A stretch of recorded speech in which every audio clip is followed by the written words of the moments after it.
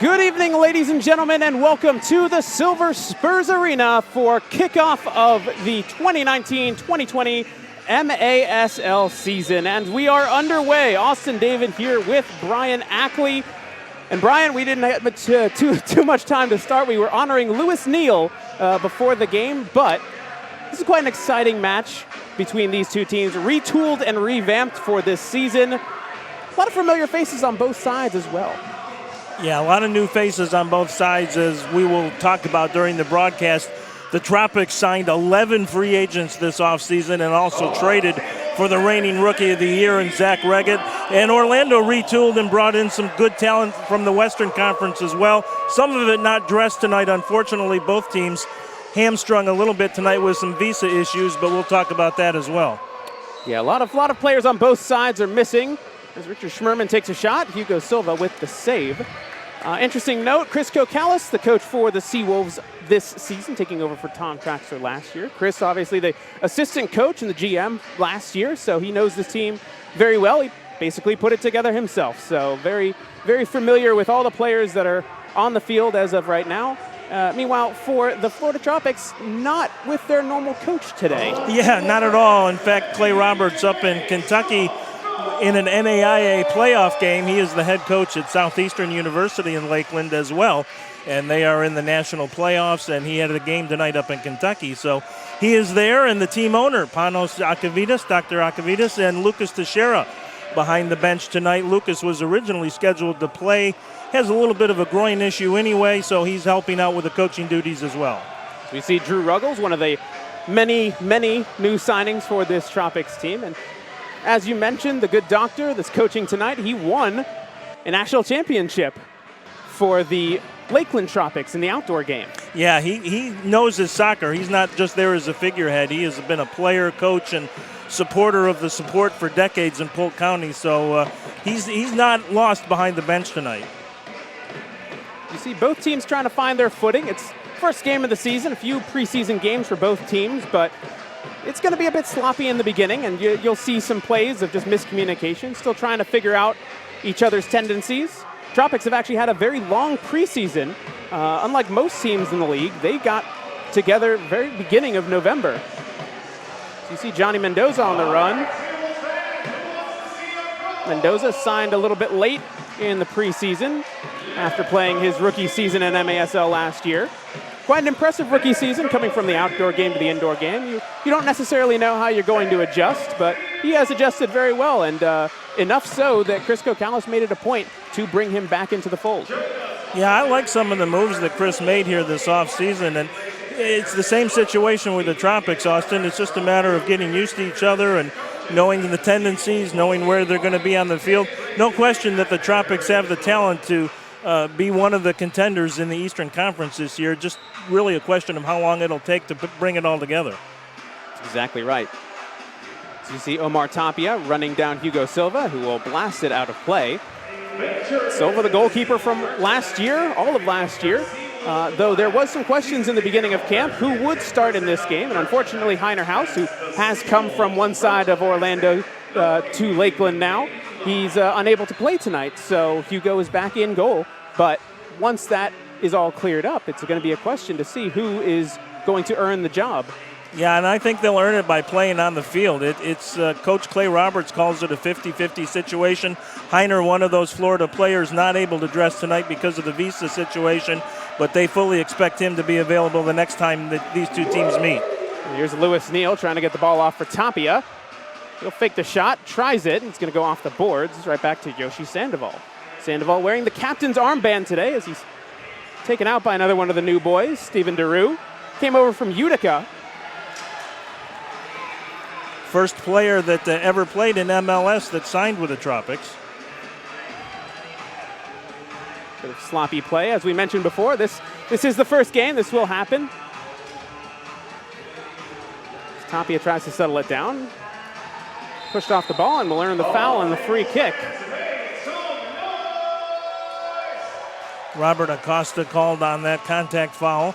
He was the MASL Defender of the Year 2 years ago with St. Louis, one of the new signees by the Tropics in the offseason. You see on the ball Guy Ribeiro.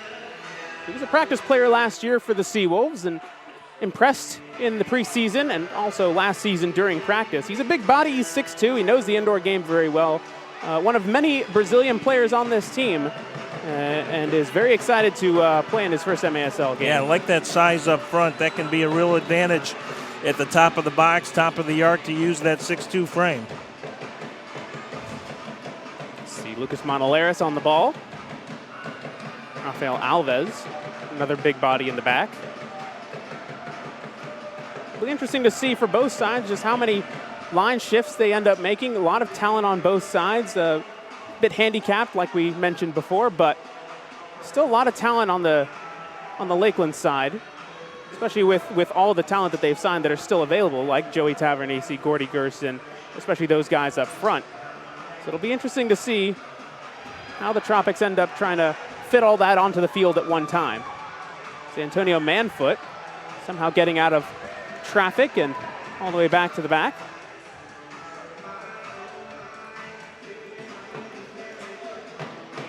Ball down the line now. It's going to come all the way back to Peter Sliwa, a former Tropics player himself 2 years ago, made the trip over to Orlando in their inaugural season last year.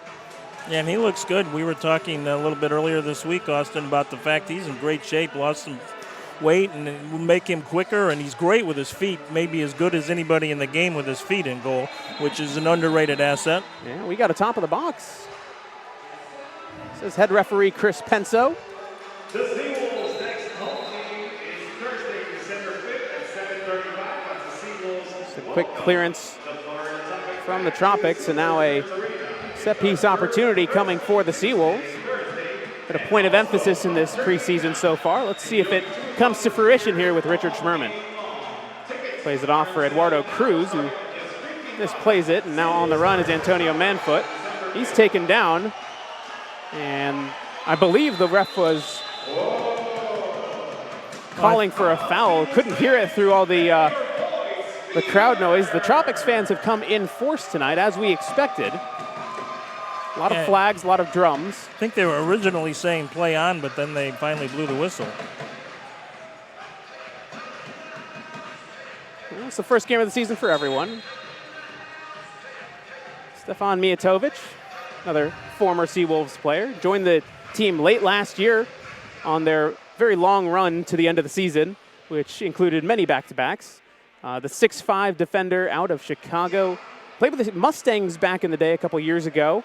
This is his first foray back into MASL, and I mean, with that big size and good foot skills, he can be an invaluable player, especially as young as he is. Yeah, and he had a nice camp. Saw a couple of the inter-squad scrimmages, and he really stood out in a couple of them, and was kind of a late addition. Was not originally on the dress list this week, but Lucas Teixeira, with that groin situation, got Stefan into the lineup. Louis Neal will play it back to Sliwa. Quickly off for Neal. Up for De Silva. It's going to be popped out by Daru, and it will be SeaWolves ball.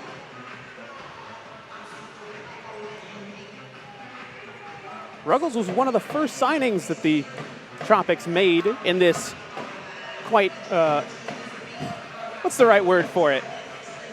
Ambitious remarkable season. It is definitely an ambitious undertaking. It is. I mean, they literally went out and signed, as we said, 11 free agents, and every single one of them has a chance to be an impact player. When you look at guys like Gordy Gerson and Drew Ruggles, and we haven't talked about Ricardo Carvalho yet, who came from Harrisburg. He was the 9th leading goal scorer in the MASL last season, and the list goes on. And you're right, Drew and Gordy were two of the early signings, and that kind of paved the road for the rest of the free agents to come. It really showed that the Tropics were serious about the rebuild and about their commitment to winning. And it's kind of funny, Austin, that this whole thing really began almost back in January last season. You may recall that game in Lakeland where Orlando just dominated the Tropics, won, I think, 11-6, caused a couple of trades. Freddie Mugen was gone from the team later that week. That was really when the seeds were sown for this season, when ownership decided they were going to make changes and become a winner. Yes, Hugo Silva saves a shot from Schmerman. Try and say that 3 times fast. Shot from Schmerman. Now Tropics quickly the other way. Zach Reggett, another new boy. Feel like you could say that about every Yeah, single right? person who touched the ball. As you see another one, Ricardinho with the ball. Came over from Milwaukee. Now Mendoza takes the interception. Sandoval back for Schmerman. Chipped forward, Dodo Lopez. That's Rodolfo Lopez for people looking at their rosters. He tore his ACL at the beginning of preseason last year, missed all of the season, and very happily back playing. He has earned his way back into the fold and is playing here on opening night. As we've got a timeout, the first one of this first quarter. And get autographs from your favorite players and coaches. That's the SeaWolves ball game following tonight's game in the Heritage Club. So while we get a second, let's kind of catch our breath. We've kind of gone right into it. It is a contentious affair between these two teams.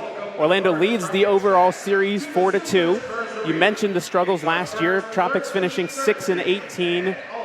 Orlando not much better with only 9 wins, but this was their inaugural year last season. A lot to build on, a lot of growth that they had to go through to get to this point here. They're hoping to contend. Obviously, Florida's hoping to contend. And in a very different kind of Eastern Conference. It's not divisions anymore, it's conferences. First top 4 teams make the playoffs. Yeah, and it's going to be a fight at the top of the conference. There's no question about it. In fact, this weekend, Austin, there's a doubleheader with Utica and Baltimore. They open up, I think it's in Baltimore tonight, and then Sunday afternoon in Utica.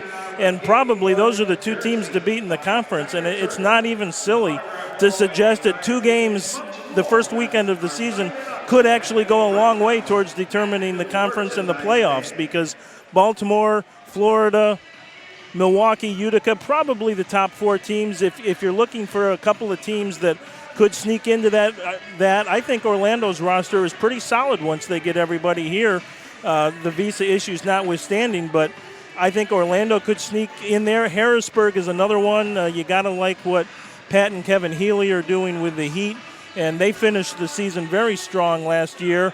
You don't know. Kansas City has some tradition.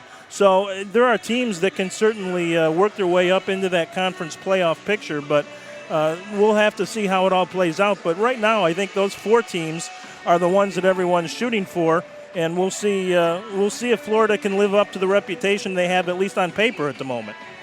Yeah, it's one thing to have a roster on paper, but it's another to put it all on the field and have it all work out. I've seen teams many a time, indoor, outdoor, and any sport really, where the team is picked first and everything. And here's Dudu Cruz making a run forward. Tapia almost misses it. It's saved by Silva somehow as he gets a palm to it to knock it down. It's been a solid start here for Orlando. They've actually had the better chances.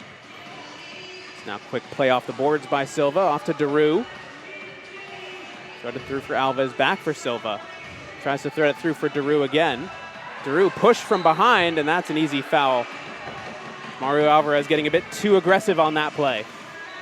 Yeah, that was a good follow by Alvarez, because otherwise the Tropics would have had an odd man situation. So the SeaWolves will set up in their defensive shape. See one of the newer boys for the SeaWolves, and a big boy at that, O'Dane Sinclair, who came over, who most recently played from Kansas City. Speaking of big bodies. Daru shoots, easy save for Silva, or Sliwa. They're both wearing the same black jerseys and very close names.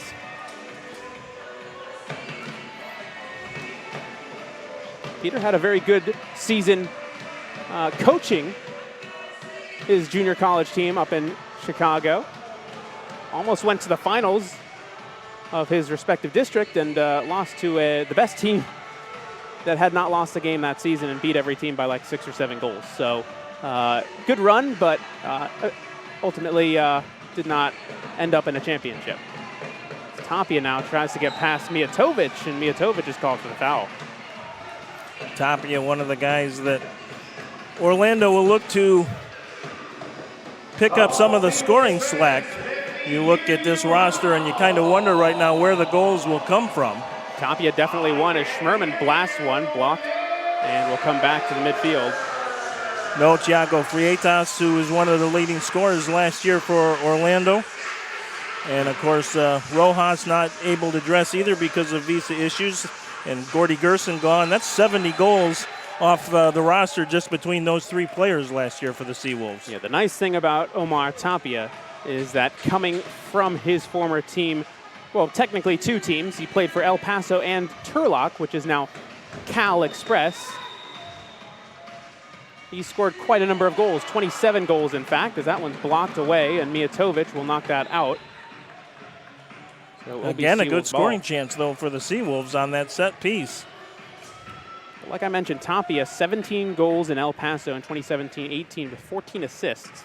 Then last year, with between 2 teams, 23 goals and 12 assists. Another one of those players that was brought over from El Paso was Hugo Puentes, another one of those players that could not dress due to issues. So that one's close from Alvarez. Comes all the way back to Joshi Sandoval, wearing the captain's armband tonight. Tapia lines up a shot. It's blocked.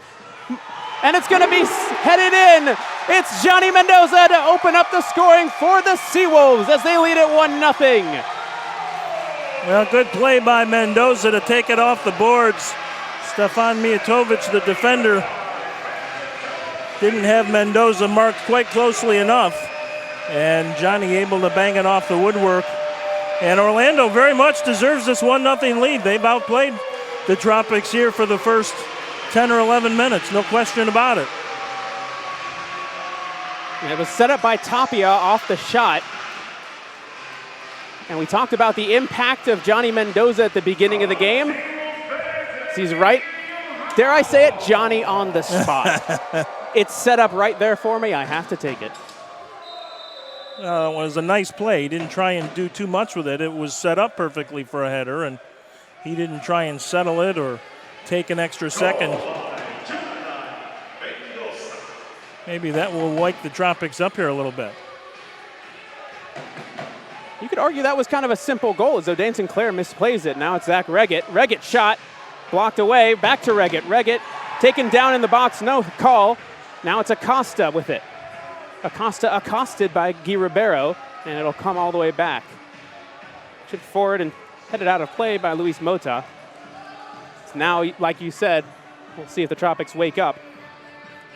Well, that little spurt right there was one of their best offensive thrusts so far of the first quarter. Miss hit by Manfoot there. Good work by Zach Reggett. He is really a special player in the making, I think. He's the Rookie of the Year last year with St. Louis with 20 goals. He's got that really good size. He's athletic and big and strong, but not to the point where he can't move, can't use his speed. Almost a giveaway there. It's going to go, in fact, to Drew Ruggles. And I think Reggett could be one of the leading players for the Tropics this year amidst all this talent. Saved by Peter Sliwa. Is it out for Mike De Silva?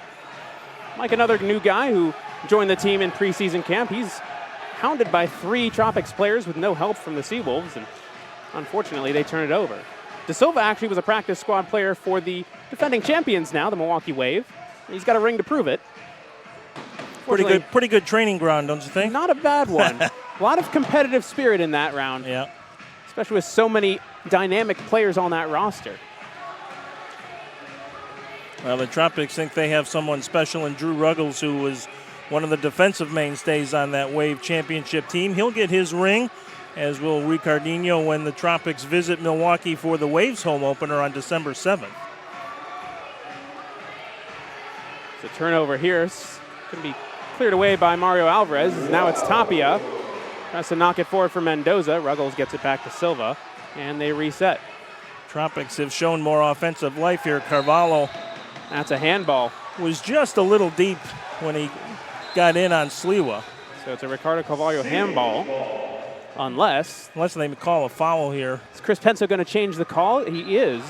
From the complete opposite side of the field, he changes the call. It was a handball, but there might have been a foul within that handball too. A little bit too much contact on Carvalho, according to Penso.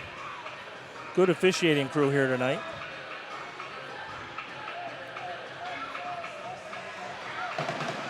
Back for Silva now. Ruggles is one of those defenders, Austin, too, that'll get up and join the offense. He had 11 goals last year with the Wave and is not shy about taking the attack if the opportunity presents itself. Now the Tropics into the attack. Blasted through, and it's a goal. Rafael Alves smashes it into the bottom corner, and we're all tied up at 1. He's another one that had a very good camp for the Tropics, struggled some last year, and really came back, I think, and rededicated himself in the summer season and had a very good training camp and earned his start here tonight. And that was a perfect shot to the far post, never got off the ground, and Sliwa not able to get down to get it. So the Tropics definitely seem to have gotten the wake-up call. Alves, in 16 games played last year, only scored 2 goals. He's off to a good start so far. And now the SeaWolves are right back where we started, tied up at 1. This is actually his 3rd year with the Tropics, but he got hurt in the first year when it looked like there were big things coming from him. He was a real star outdoors in the USL. Here's an interesting matchup. Ribeiro against Mijatovic. It's off for Mario Alvarez. He takes a shot spilled by Silva, but he's able to grab it eventually. Having watched a lot of Hugo Silva since the SeaWolves and the Florida Tropics play quite a lot, some of those shots that really should be just grabbed seems to kind of deflect and eventually grab. Yeah, I'm not sure what happened last year. He really struggled with rebounds. Oh, and here's a chance for Reggett.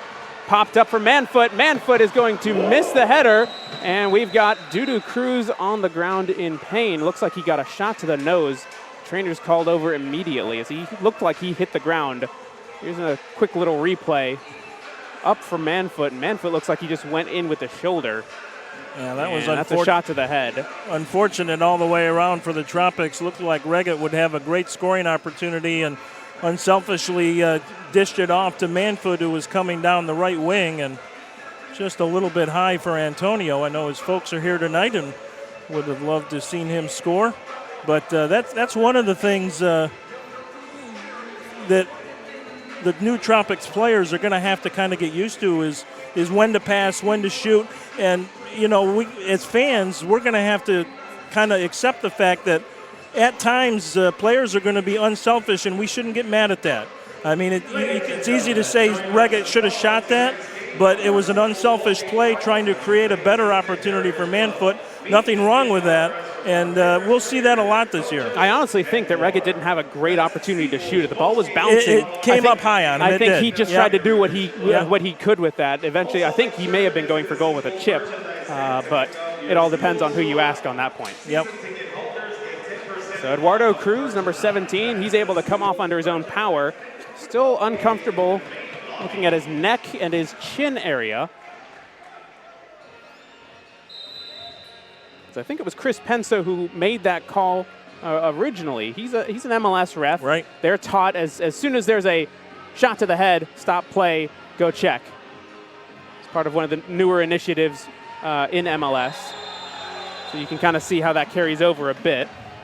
And Joshi Sandoval is going to be called for a foul there. Take a quick another look, because, yeah, you could see a little bit about that. Could have been the shoulder charge, could have been the clip to Reggett's ankles. It was more like a sandwich there. Now, don't get me wrong, MASL is a physical game. Oh, very. Yeah, no question about it. And there is a fine line to what is too physical or what is physical or not physical enough, as Acosta skins, I believe, Guy Ribeiro. Would have liked to have seen Rob push forward with that. He made a nice 1v1 move to get open, and then and Sinclair didn't push it forward.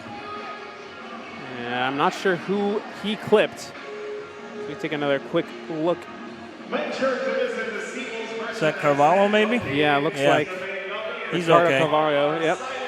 He's back up, and now the Tropics will have a set-piece opportunity. Gordy Gerson lining up against his former teammates. See who ends up taking it. Laid off, and it's a bit of a miscue there. As Carvalho came in, but it looked like Gordy was aiming for Drew Ruggles at the top of the box. Yeah, I'm not sure if you're right, if Carvalho was actually the intended target. Ricardo is a great finisher. course, the Tropics swapping out Ricardo's this summer, bringing in Carvalho, but losing their all-time leading scorer, Ricardo Diegues, who signed as a free agent with Utica City FC. And his 98 points in 3 seasons, now playing in upstate New York. Yeah, and you don't get a bad piece in return for from Utica in Joey Tavernese. No, that's not. You're right. It wasn't the trade. It wasn't a trade, but right. The swap is essentially you're swapping a few points for a few points. Yeah. This ball goes right back to Hugo Silva, who will settle things down a bit. That was really the only major offseason loss for the Tropics in terms of free agency. But again, compared to what you have gained, oh, for sure, for sure. It's almost apples to oranges in that respect. As there is the aforementioned Tavernese, he chips it, and it's going to go out as Matt Clare unable to get to it. 5 seconds left in this first quarter. Seems to have flown by just a bit. It is back here for Peter Sliwa. It's up for Eduardo Cruz, and that will do it. First quarter in the books, and only 2 goals to speak of. Early season, and we've got a good one here. 1-1 between the Tropics and the SeaWolves. So we're going to go ahead and take a break. We'll be back here on MASL TV from the Silver Spurs Arena after 1. It is 1-1. Hey everyone, it's Dr. Brett Chance from Chance Chiropractic Rehab and Wellness, and we are the Orlando SeaWolves official team chiropractor. We specialize in a whole body approach to rehab and wellness. Our treatment is based around chiropractic care, rehab, exercise, and nutrition. Our goal is to get and keep you out of pain. For more information, you can visit us on Instagram at Winter Park Chiro or check out our website, winterparkchiro.com.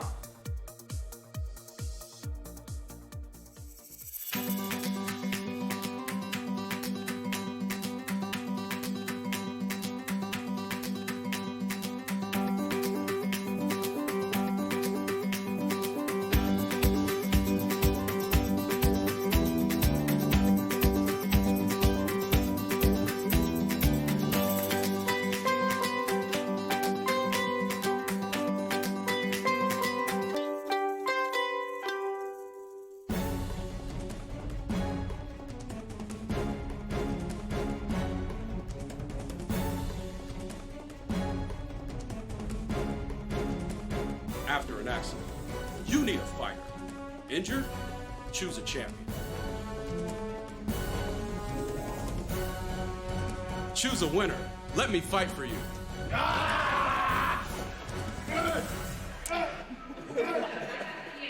Thank you, Robin. Thank you very much. Back here at the Silver Spurs Arena here in Kissimmee, Florida. MASL action going strong in second quarter. SeaWolves and Tropics tied up at 1. Johnny Mendoza with the opener for the SeaWolves. Well, Rafael Alves scored the equalizer about 6 minutes later. And I think if you're Chris Kokalis, Austin, you've got to be fairly happy with that first 15 minutes. Pretty even. In fact, probably the SeaWolves held a little bit of an edge in terms of overall chances. They outshot the Tropics 5-3. And I think Chris would take that just about any day of the week. Absolutely. Now we will see what the second quarter shall bring.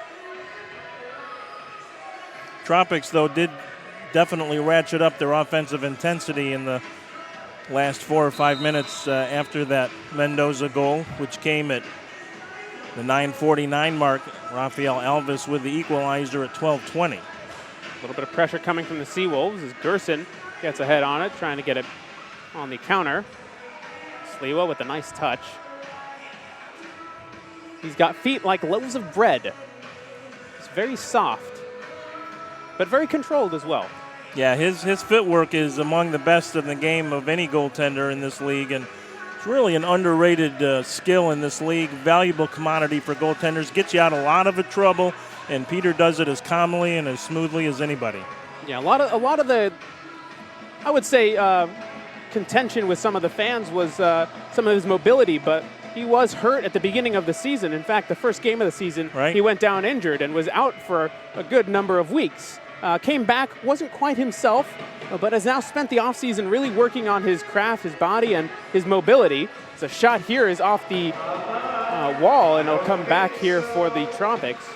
Back for Sliwa. He's really, like you said earlier in the broadcast, he's lost 15 pounds. He looks good, and that can do nothing but help him in goal this year. And the SeaWolves are going to need him to be good this year. There's no question about it. They've got a couple of rookies behind him, which will benefit from Peter's knowledge. But overall, Sliwa's going to have to keep this team in games this year. There's no question about it in my mind. Yeah, behind Sliwa right now, in fact, on the bench tonight, we'll get to that in a second, is Alvarez driving through. Toss back for Mario. He'll play it short for Yoshi. Yoshi has it taken away, and now Matt Clare is on the run. A collision in the boards, and it will be a free kick for Yoshi Sandoval and the SeaWolves. Not sure how they called that against Matt, but let's take a look at this replay here. If anything, they just got tangled. Yeah, I think it really could have gone either way. I think the reason that it went for Yoshi is because he was against the boards. Yeah, maybe. They're going to talk about this one as well. So I would say so. Maybe a drop ball. I don't know. I would take a drop ball here. I think that would be completely fair. Pencil will talk it over with his assistant. That was one where the official from far away actually probably had a better look because the collision came so close to. They'll keep it at SeaWolves ball. So close to that official on the far side of the field that it was kind of hard to tell who the foul might have been against, but they will keep it against Clare. Alvarez gets it off for Sandoval. Quickly up for Mota.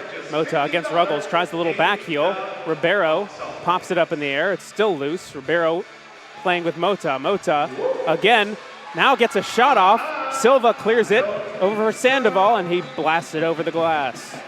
Good job by Hugo Silva on the short side there, as Mota got a pretty good crack at it. By the way, up in Baltimore tonight, the Blast and Utica City FC tied at 1. We will keep a close eye on that one. As we said, those are a couple of huge games this weekend right out of the gate for those two in the Eastern Conference. Christian Segura getting the goal for Utica City, and that'll make the FC fans happy up there. They were a little unhappy with that trade with Slavica Ubi Peripovic going to San Diego, but Christian Segura is a pretty good player. He is indeed. Ubi Peripovic is also a very good player. Yes, he is. Again, it's a lot of more movement that you would expect in other leagues compared to MASL. But you often see players as here's another chance as Ricardo Carvalho. He'll take the shot. It's off the boards and cleared away by Mota. Kind of an odd approach there by Carvalho. He had clear sailing all the way to the net, and he kind of kept to the outside by the boards there. And then took a shot from an angle that wasn't really as good as I think he could have gotten had he attacked a little more aggressively right at goal. So Dane Sinclair trying to get it away. Comes for Ricardinho. Play back to the goal scorer now, Alves.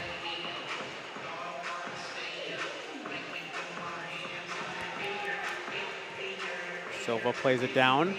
Off the boards is Sinclair. O'Dane, who did not play a lot last year. In fact, he did not play at all. Dodo Lopez, a bit too patient on the ball, had his pocket picked.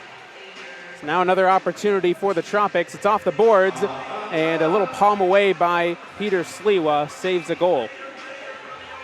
Another opportunity for Alves, who's really gotten into the attack and found himself in some open space. Yeah, that's a little He's a big dude to lose, though. Yeah, you'd think Orlando would be able to keep track of him a little better. A little surprising to see him so aggressive offensively. There's Tavernisi, tries the cross, I believe. It went right across the face. Dudu Cruz falls down. Tavernisi with the back heel, and there is a shot. It's going to be blocked away. De Silva trying to run down Daru, and eventually getting it all the way back. Hugo Silva will play it back for Mijatovic. Boy, great idea by Joey Tavernisi there. That little back heel, as you mentioned, to try and set up Stephen Daru in front, and Daru just not able to make quite the contact he wanted. It's Dudu Cruz, nice little job on Tavernisi. He'll clear the ball downfield. It's Mendoza running after it. Mendoza will get there. He's taken out from behind, and it's a blue card. First of the game, and that one's going to Lucas Manolares. Yeah, and I'm not sure what Montoleros was thinking there. He really must not have seen the Orlando player coming, because he was not on an all-out hustle to get to that ball, and he could have easily played it back to Silva if he needed to, but he was taken, I think, a little bit by surprise there.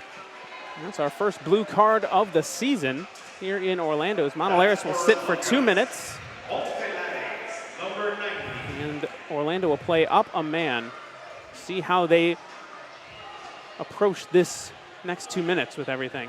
Somebody needed to communicate a little better to Lucas there that he had a man on, and I don't think Montoleros ever knew it until it was too late. And again, that's Johnny Mendoza being Johnny Mendoza. Yeah. His speed really changes the game, and his hustle especially, just hustling down that ball when it looked like it was just Montoleros' to get to give away, and in fact he did. Yeah, well, he wasn't all out, going for the ball. I don't think he knew Mendoza was in the neighborhood. And again, that's on Hugo Silva. Sure, that's on the defense. right, that's yes, all communication. Yeah, absolutely. He had his back to Mendoza coming in there. And so we start the 2-minute clock. Tapia tries to play it back for Schmerman, and Daru will have it. Sinclair takes it back for the SeaWolves. Now back for Daru. Steven gets past Tapia. Daru now chips it, and it'll be an easy ball for Peter Sliwa.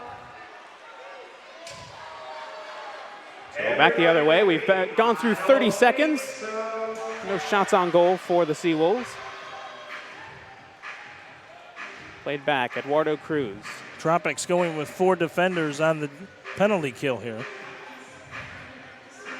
Daru, Ruggles, Rob Acosta, and Alves. Played back for Alvarez. Alvarez now pulls it back. Time ticking on that clock. Just over a minute left. Schmerman back for Alvarez. Mario for Tapia, and he blasts it over. Still 59 seconds left in the man advantage. Hugo Silva having a discussion with Rob Acosta about some positioning. That was one of the few things the Tropics did well last year, was penalty kill. And now we wait for the ball. We got one back. That's all you need. As long as it's round, it's got air in it, we're good to go. And the ball thrown downfield by Hugo Silva. Tavernisi. Chance for a shorty, possibly. Schmerman gets it away, and now Tapia will have it. It's intercepted by Acosta, and back for Ruggles. Still down a man are the Florida Tropics, but playing as though they are up one. One of Florida's best penalty killers, Austin. Oh, Tavernisi with a great move and blasted over. What a little turn by Joey Tavernisi. Dangerous man with 3 defenders around him.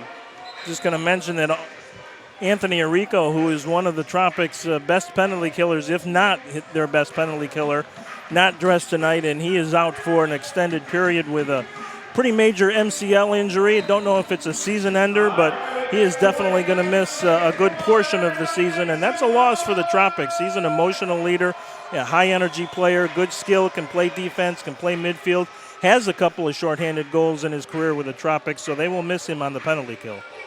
Tried a header by O'Dane Sinclair. Alvarez, and another one blasted over the top. A lot of skied shots by the SeaWolves and the Florida Tropics tonight.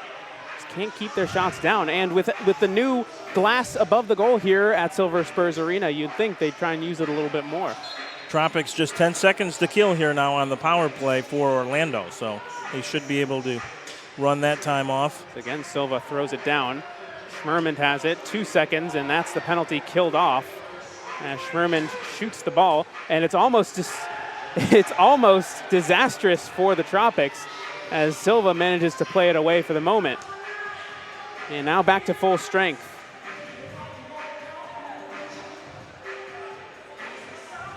Now it's Ruggles.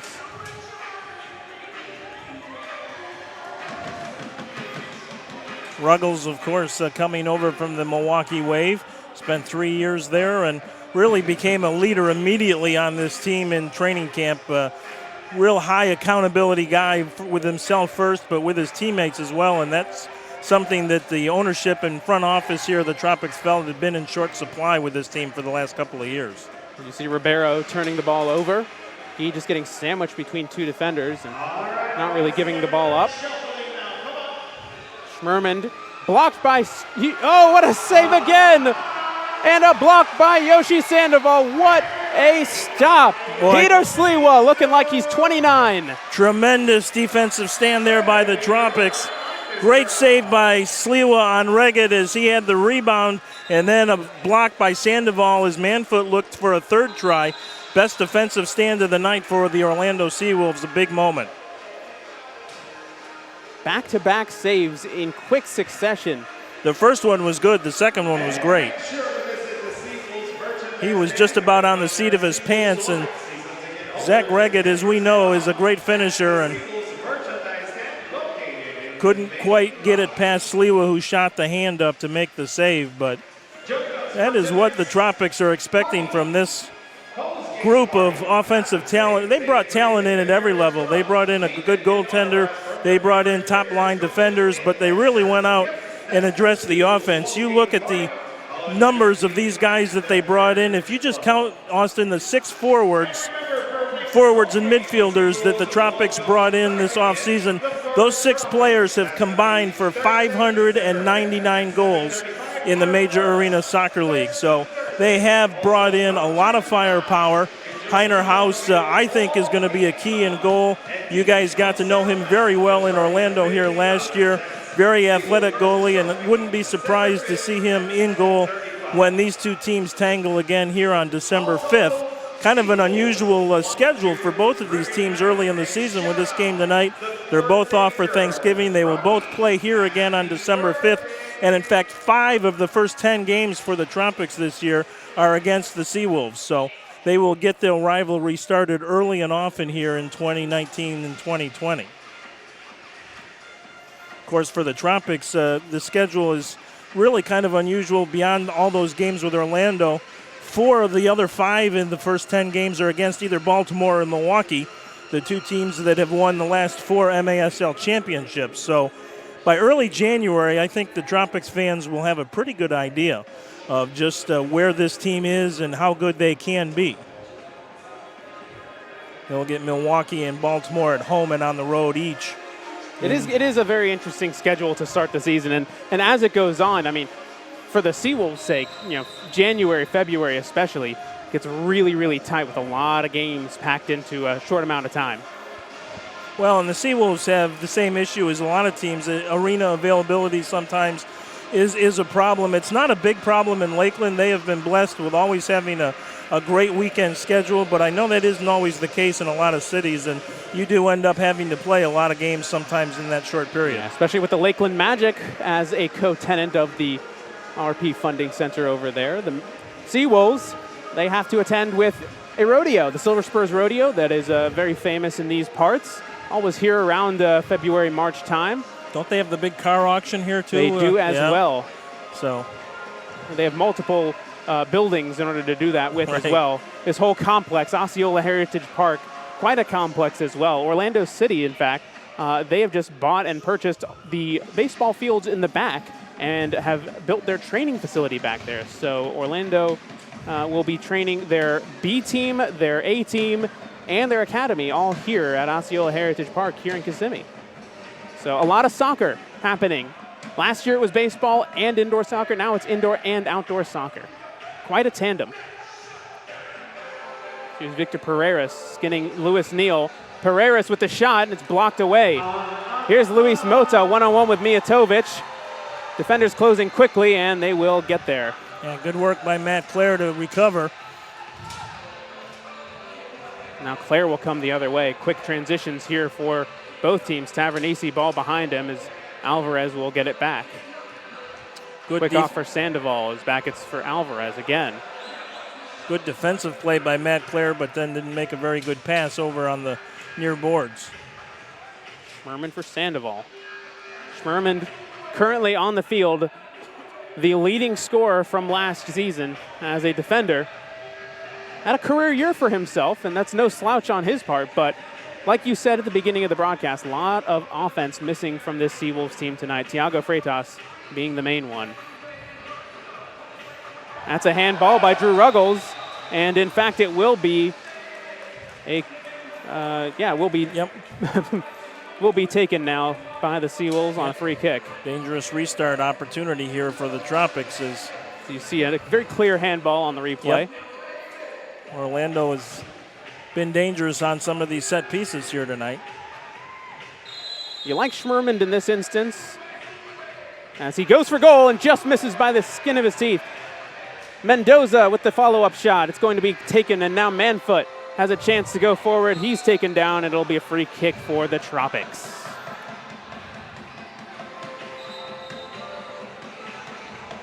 Five minutes to go in this half. Still no score in this quarter, as our first two goals came in the beginning and the middle of that first quarter. And 1-1 our score. Orlando continues to go toe-to-toe here with the Tropics. They've been impressed with their effort here tonight. I think the benefit for the SeaWolves and the detriment for the Tropics is the SeaWolves have a lot of returning pieces from last year that are on the field right now. Meanwhile, the Tropics are still trying to integrate a lot of the new pieces in. And you see the creativity on the Tropics side. You see Joey Tavernese trying a back heel. Just no one there to respond to it. That will come in time. But for right now, especially the first game of the season, it's going to look a little bit rough. Yeah, and I think you're right. The timing just a little bit off. There would have been a couple of really good opportunities that just didn't quite click. So you're right about that. Eduardo Cruz with a poor giveaway right back to Zach Reggett. Reggett with an incredible rookie season for St. Louis Ambush last year. He was a killer for most teams. Played his first ever game here at Silver Spurs Arena. He did, in fact. The Ambush won that game in a shootout as well. And two former Ambush players going at it a minute ago with Schmermond and Reggett. Battle against the boards now as the ball will come all the way back. It's Alves with it. Kind of a tough season, off-season for the Ambush. Not only did they lose Zach Reggett, but Justin Stinson, another very, very good young player going out west to the Ontario Fury. They will be one of the teams to contend for a Ron Newman Cup this year. A lot of teams in the division, or the former division, shall I say, from last season between these two teams, St. Louis, Milwaukee, and Kansas City, all retooled in one way or another. And it's going to be interesting to see as the season goes on how it all plays out. And Milwaukee lost a key piece already. Josh Lemos going down with an ACL injury in the preseason. Quickly here, Daru was taken down from behind by Mendoza. You take another look at this one. Good job by Daru just knocking it off the boards past Mendoza. And Mendoza having to foul to make up for it. So now a set piece here for the Tropics. They're going to take a timeout to talk about it. They didn't get much off a very similar set piece in the first quarter, so they want to make sure they've got all the pieces in place. And it looks like Steven Daru kind of just got a little shake-up on his arm. He's been working his elbow out ever since he fell over there a second ago. That might be something to watch as we go on. Well, at least the good news is you don't need your arms that much in soccer, right? It's true. It definitely throws you off if you're feeling a little bit of numbness or a little twinge in your arm. You see Daru still working it out a little bit. Yeah.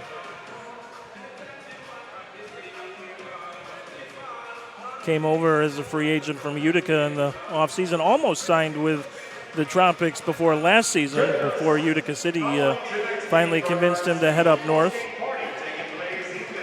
But upgrading the defense was definitely a priority of the Tropics this year. Talked a lot about the offensive upgrades, but Daru, Drew Ruggles, Rob Acosta, all new on the back line to go with Lucas Monolaris. And I don't think Lucas Teixeira, who is out tonight, will be out long. So, yeah, and in the meantime, Stefan Mijatovic, who stepped in very nicely. Yep. Though he may have been at fault for that first goal by Mendoza. Sorry, Stefan. He's a great guy, Stefan. He is. Although I do have to roast him for that hair. I mean, honestly, he's really a true Florida boy now. He's wearing a mullet with like a rat tail on it. I think that's the best way to describe it. The Tropics have an all-hair team. There's no question about it. That is very true. Reggett skies this one into the 200 levels. We'll see which lucky fan gets to go grab this one. Simple restart, but a good chance. Reggett left alone there at the top of the box and just did not make the kind of contact with it he was hoping for. Sometimes simple is better. Very true. Sliwa will restart things as he gears up and throws this one down for Tapia, who chests it down for Dodo Lopez. It's Naka, Luis Mota gets it off.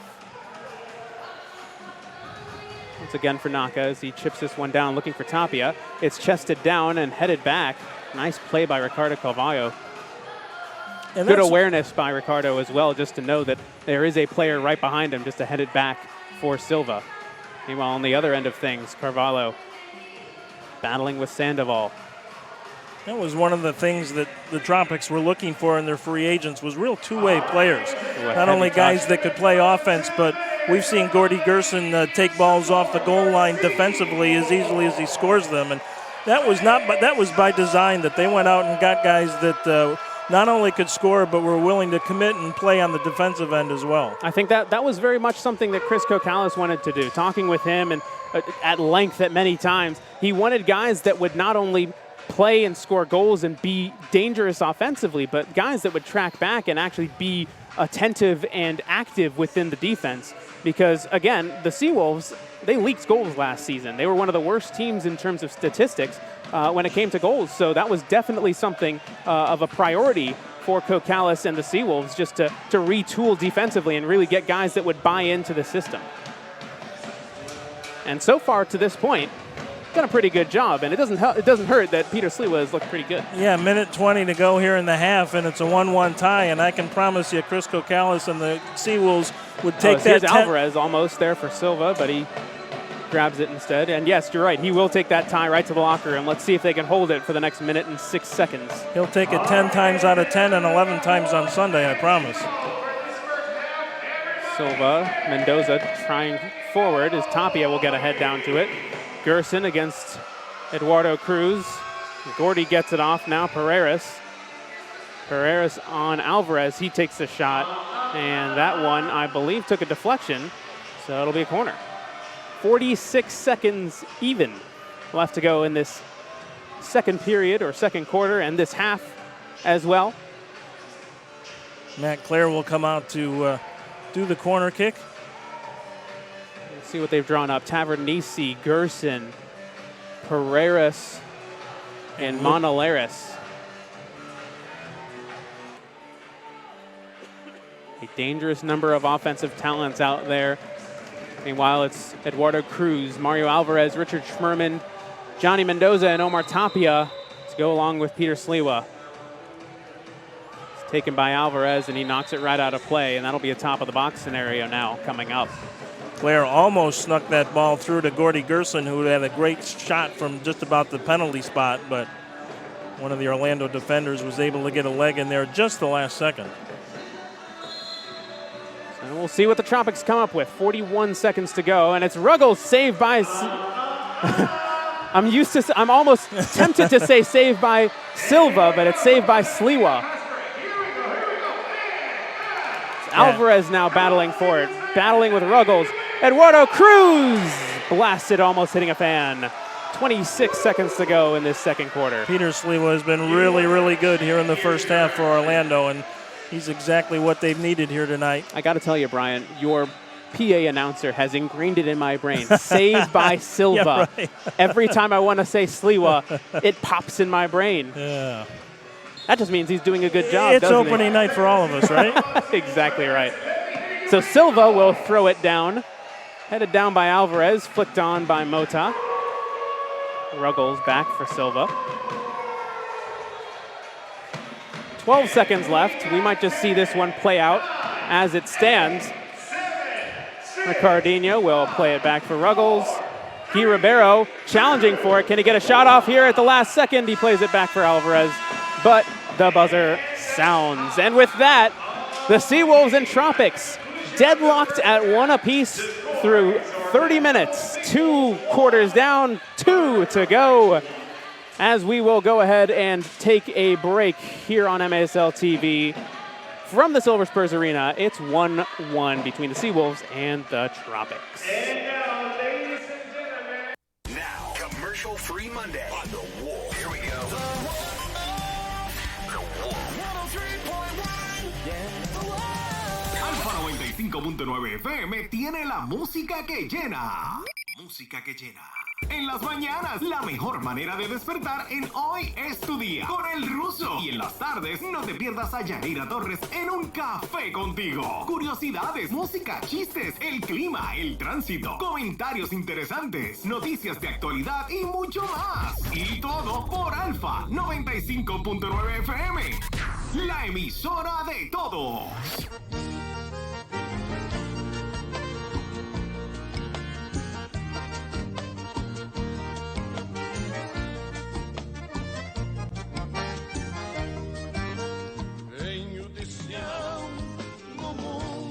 Meu galpão, sou monarca soberano, meu orgulho em ser serrano, pisador de geada fria, tomador de ventania.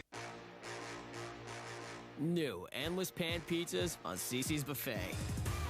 Fully loaded supreme and meat eater toppings. Starting at just $5.99, it's the best price for Endless Pan Pizza. Cece's.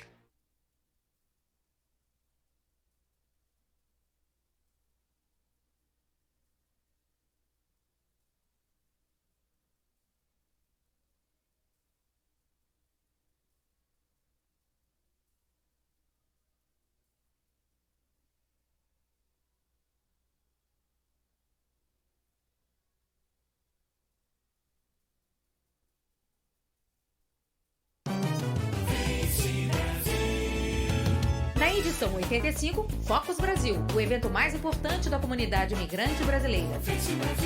Doutora Lilian Alevato fala sobre a influência dos alimentos na qualidade do sono. Os Beatles, para os fãs, o sonho jamais acabou. Visto EB5, o mais procurado por investidores nos Estados Unidos. 8 anos de sucesso, distribuída gratuitamente nos Estados Unidos e Canadá. Acesse também a versão digital no nosso site, facebrasil.com e nas redes sociais. A revista mais lida pelos brasileiros na Flórida. Melao Bakery, 1912 Fortune Road, Kissimmee, 2001 Consulate Drive, Orlando. MelaoBakery.com.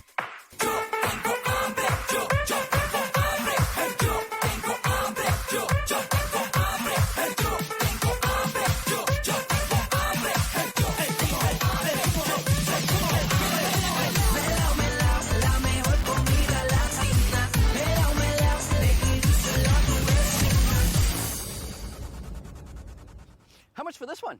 That's our lowest price right there. No. After all the extra fees. There are no extra fees at Mullinax.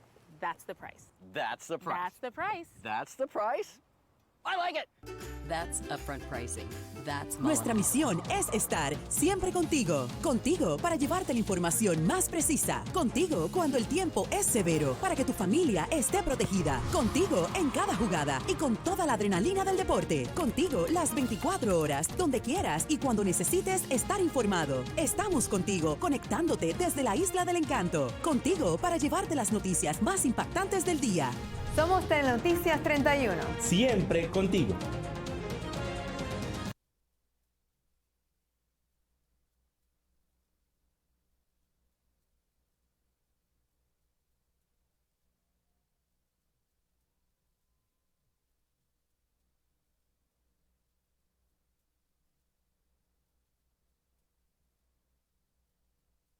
Hey everyone, it's Dr. Brett Chance from Chance Chiropractic Rehab and Wellness, and we are the Orlando SeaWolves official team chiropractor.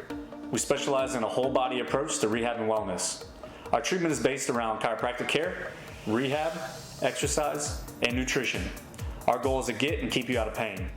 For more information, you can visit us on Instagram at Winter Park Chiro or check out our website, winterparkchiro.com.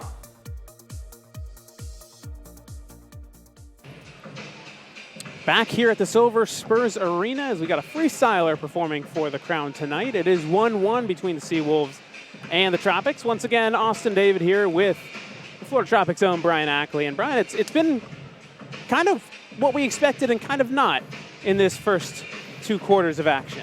Yeah, a little bit ragged at times, and we kind of expected that being the opener and so many new faces we detailed, but really been impressed with Orlando's gritty effort. They have gone toe-to-toe here with the Tropics and not flinched. Peter Sliwa has been great. A better second quarter for the Tropics. They definitely had the better chances in that quarter, but Sliwa was equal to the task every time. And Orlando in the locker room right now has to be feeling actually pretty good about themselves in a 1-1 tie. All right, let's go ahead and take a look at some of the highlights from the first half. As we start the scoring with Omar Tapia taking a shot that just flicks nicely off the boards, and Johnny on the spot. Johnny Mendoza heads it into the far post to make it 1-0 to the SeaWolves. Yeah, just a perfectly placed header, as we said. Mendoza didn't try and do too much with it, just took what the situation gave him and was able to open the scoring. And Rafael Alves on the other end, a couple minutes later, he blasts one into the bottom corner. Yeah, the traffic in front of Peter Sliwa. And well struck. It was right along the carpet, and I'm not sure, as you said, Sliwa had a perfect look at it and just did catch the far post, but credit Alves with a really good shot. Here's that great offensive flurry that the Tropics did not score on, thanks to Sliwa and then Sandoval making the block. Incredible saves. And you saw Sliwa just how hyped up he was after those saves. I mean, it has been a tough journey for him since last season to this season, and he's really looking to prove himself, not only to himself, but to the Orlando faithful. Especially with Heiner House's performances last year, he wants to prove to the fans that he is the guy that they need in net. First and foremost, great guy, well-liked in Lakeland, still has a lot of fans and friends over there, both in the stands and on the team. But I think you made a good point, Austin, during that first half. People forget he got hurt in the very first game here of the season last year and never really fully recovered. And that's tough for a goaltender when you suffer a leg injury in the indoor game or the outdoor game. Your legs are so valuable to get the post to post, being able to get down and up quickly. And I don't think Sliwa was ever really right last year physically, and that's something that maybe the Orlando fans didn't fully know and appreciate. And the fact that he has worked so hard to get himself in good shape, better shape here now at the start of this season, you can already see it paying results. Yeah, and I think for both teams, for the goalkeeping core, you have Hugo Silva and Peter Sliwa as the starters as of right now. But as the season goes on, as there's back-to-backs, as there's so much wear and tear, it's really important to be able to switch guys out, play, the bevy of your roster. I mean, these teams have 26 on their roster and only roster 16 per game. So it's important to kind of switch guys out as needed, because as the season goes on into January and February especially, it will take a toll. And for the SeaWolves, they have a very young goalkeeping core in their back. On the bench tonight, Ian Chacon, who comes out of Cicero, Illinois. He went to school and is fresh out of school. In fact, he just graduated a couple months ago and is now making his MASL debut. He went out to Marion University in Fond du Lac, Wisconsin. He's a rookie, but he has made some strides in preseason camp and has really impressed this coaching staff. And then on the other side, Fernando Cortez, he played in Dallas last year for the Sidekicks. He played in 5 games. Didn't get too much around. He's a bit undersized for a goalkeeper, but he is incredibly athletic. He can move, and he is good with his feet, especially for the indoor game. That's very impressive. But the only thing for him is his size. And I think that's been a little bit of a change, Austin, in the last few years in this league, that more teams recognize the fact that they've got to have 2 solid goalkeepers to really get through a full 24-game season. We talked about Peter Sliwa's injury last year. He was out for a long period of time. Hugo Silva was basically a one-legged goalie for much of the second half of the season. He was banged up. Despite the fact his numbers weren't all that great, he was actually the Tropics team MVP last year, deservedly so, but he basically played hurt for much of the season and yet still dressed for all but 1 game. Played 23 of the 24 Tropics games last year, really gutted it out. And the fact that Heiner House is now with the Tropics probably is welcomed by Hugo more than people might think. Yeah, it's competition and they'll push each other, but they have gotten to be very good friends with each other here in this preseason, and they both will play a key role as things unfold. Now, eventually, I wouldn't be surprised that one or the other emerges as the number 1 goalie, because as you get deeper into the season and certainly toward the playoffs, you would like to have a guy that you can rely on as your number 1, but I think it may take a long time with this Tropics team for that to play out this year. Yeah, and again, tonight's goalkeeper on the bench, Jorge Navarrete. Navarrete, yep. Yep. What's his story? Well, he's actually a local kid. He played at Plant City, where Clay Roberts' brother, Caleb, is the coach still, and had a great career at Southeastern University and has played outdoors for the Lakeland Tropics as well as the Tropics SC. He was the backup to Hugo this summer as well when the UPSL Tropics SC won their national championship. So he's capable, and he actually did have a start last year. He played a game up in Mississauga when most of the Tropics team could not travel because of visa issues to get into Canada. So Navarrete actually played in that game, lost, but he's a little bit undersized too, if you will, but great quickness and great agility. And if the situation were to arise tonight, I know the Tropics would have confidence in him if he had to go in, but certainly Heiner House and Hugo Silva will get all the work this year unless there's an injury. Well, as we talk about goalkeepers and the players making their way back onto the field, we're going to take one more break before the second half begins. You're watching MASL TV here at the Silver Spurs Arena, 1-1 at halftime, our score between the SeaWolves and the Florida Tropics. Come back soon.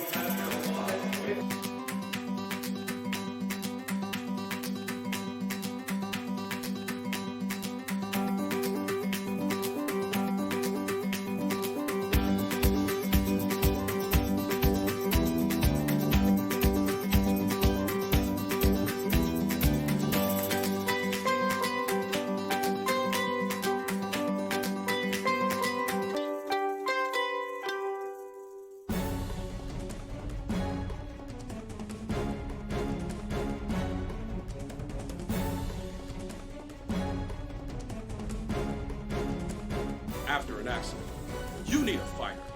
Injured? Choose a champion. Choose a winner. Let me fight for you.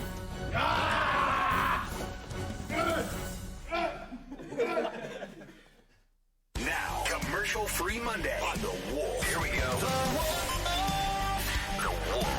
103.1.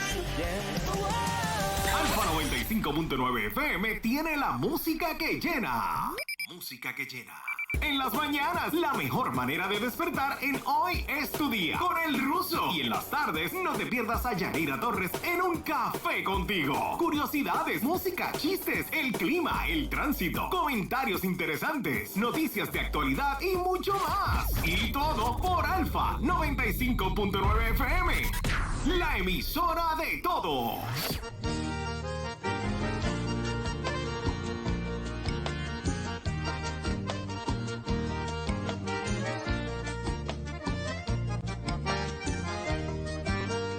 Venho de Sião, no mundo que é meu galpão.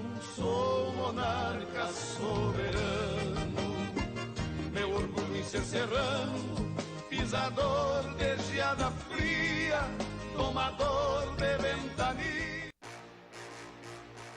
New endless pan pizzas on Cece's Buffet.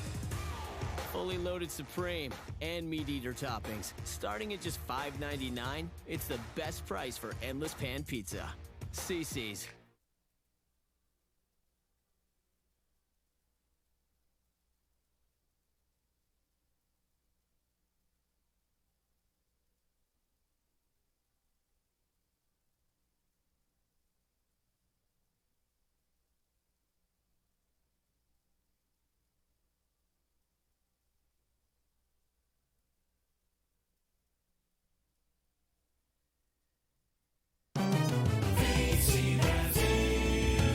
Na edição 85, Focus Brasil, o evento mais importante da comunidade imigrante brasileira.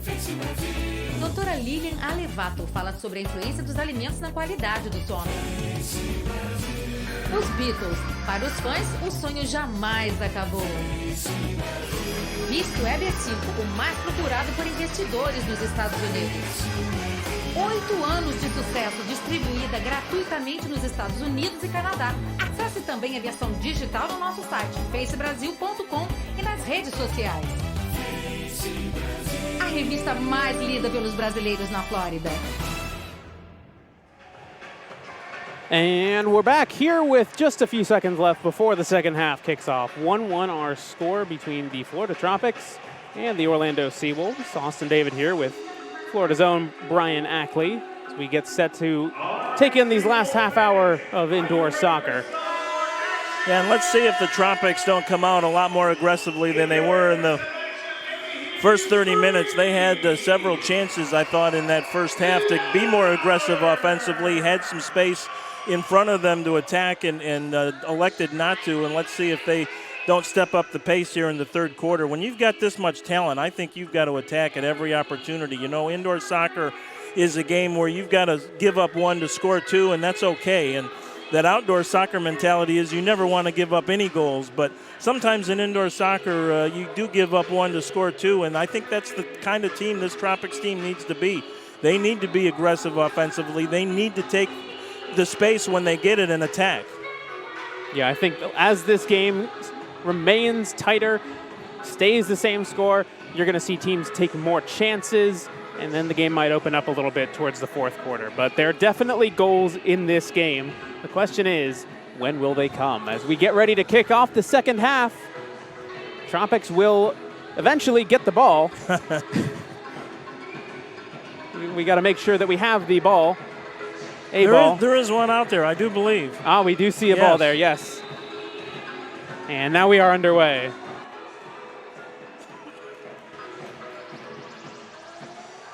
SeaWolves attacking from your left to right on your TV screen. Tropics going the way they did in the first quarter. And they will switch once again after this 15-minute period. Schmerman intercepts. Quick close dribbling off for Sandoval. Now Alvarez.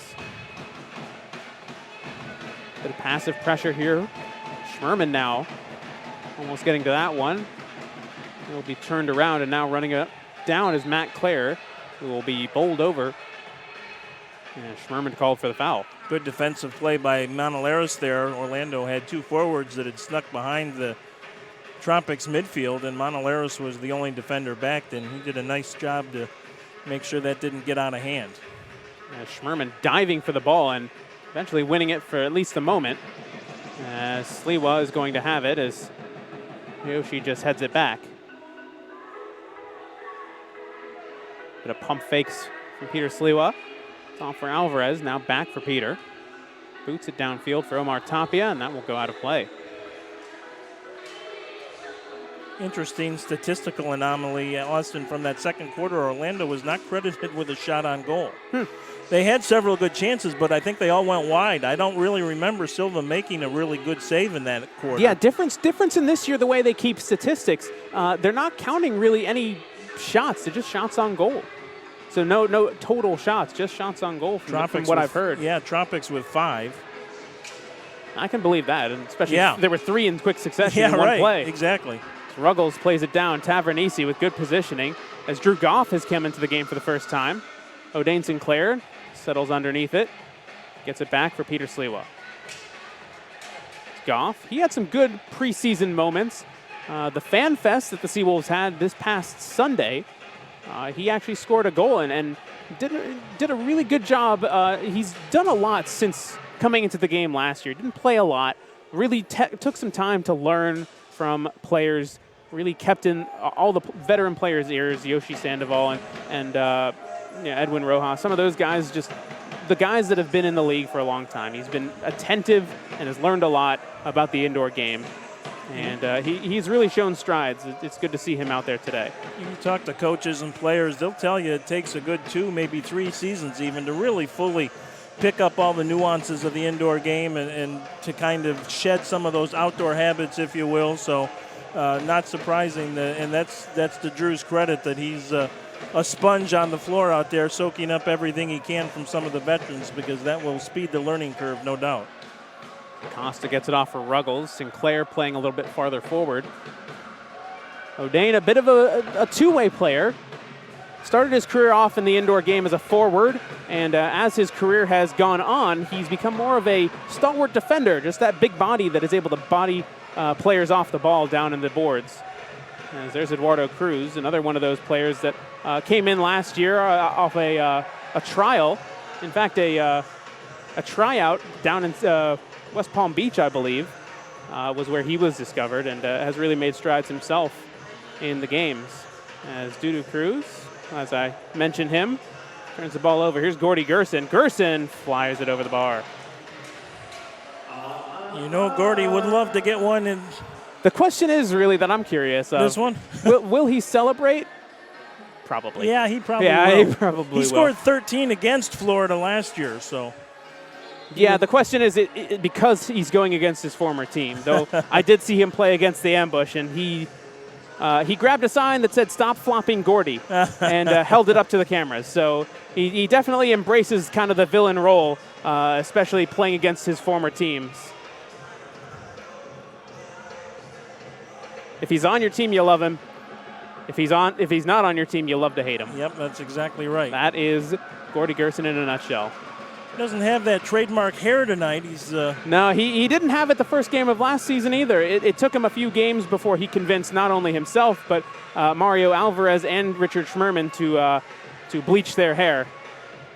So here's Claire with the shot, pops back out. Alves battling with De Silva. Poked back by Lewis Neal. Good decision by Alves to back it out there. Didn't have much happening, so reset the offense now. And foul as Yoshi goes down. And a blue card comes out. Ricardo Carvalho goes into the books, and he'll sit 2 minutes in the penalty box. Yeah, I'm not sure that was worthy of a blue card. Certainly a foul, but wasn't in a spot on the floor or overly so aggressive that it deserved the blue card, but Carvalho's asking for a replay, but I don't think we have one for this play, so he'll have to accept the punishment for this one and head into the box for 2 minutes. Ricardo's still pleading his case, and I can understand that. Yeah, you can plead your case all you want with referees, but unfortunately, once they've made up their mind, there's really not much that's going to change it. The blue card's not going back in the pocket. We know that.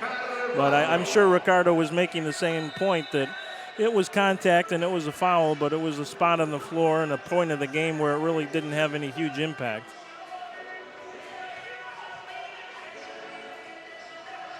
Alvarez plays it down for Tapia. He plays it back. Alvarez scuffs the shot. Back for Schmerman. He blasted off the glass. Alvarez plays it for Sinclair. Sinclair back for Alvarez again, and it's stopped by Silva. Right under his knee, the goalkeeper, as he throws this one downfield. Tavernisi over there, but only Joey Tavernisi, as it's back for Mario Alvarez now. Boy, that was a rocket by Richard Schmerman, wasn't it? He has a rocket for a left foot, and it's chipped back for Tapia. Alvarez follows up. It's for Sinclair. Great save by Hugo Silva. Boy, his best of the game, just like Sliwa robbed. Didn't help that Sinclair shot it right at Silva. Could have put it anywhere else. That one's going to be popped up off the glass. Tapia back for Alvarez. A lot of chances now for the SeaWolves coming. Just like Sliwa robbed Reggett. Here's Eduardo Cruz back for Schmerman. They'll work it around. Tried to play it through for Tapia, and it's going to be back away. Easily Hugo's best save of the night, returning the favor. As with 45 seconds left on the penalty clock, take another look. Here's that save right on the doorstep. Great stop by Silva. As Ruggles has taken the ball away now. Ruggles through two defenders, gets it off. Steven Daru now, 1-on-2. Alvarez battling with Eduardo Cruz. Whistle goes, and it will be a free kick here for the Tropics. 26 seconds left on that penalty clock. And a free kick opportunity now for the team from Lakeland. Good determined effort there by Steven Daru. Good idea. Bad execution from the Tropics. Is now Tapia and O'Dane Sinclair running. Tapia tries to thread it through and is broken up. Taken down is Eduardo Cruz. Here's Tapia. Tapia, top of the box, tries to play it through for Sinclair and it's broken up. Here's Ruggles now. Ruggles through, and Schmerman gets a piece of it. He manages to get it away, but the penalty is killed off once again. That's 2 for the Tropics this game. So we're back to even strength for both teams. The SeaWolves have shifted their players in, as now have the Tropics. Different units as Lewis Neal pops it up. Mendoza on the doorstep again, but Silva is there and manages to grab it. Great run by Victor Pereira defensively to get back. Made it a very simple header back to his goalkeeper, but Pereiras worked hard to get down the field there. Good read by Peter Sliwa again. Gets it off for Neal. Lou plays it back. Mendoza to Neal, the two former Orlando City players. I like the fact they brought Lewis Neal back. I know it was late in the preseason, but very good presence in the locker room. And at 38 years old, he's still got it. He does. It's De Silva now. Tries to play it through. And it's going to be taken away all the way back for Lou. Quite a storied career for Lewis Neal. As we were watching some highlights of his career over the past couple years. Played with Stoke City. Oh, there's a slip by Drew Goff. It's a 2-on-1. Sandoval gets it off, and it's going to be missed. Blocked away.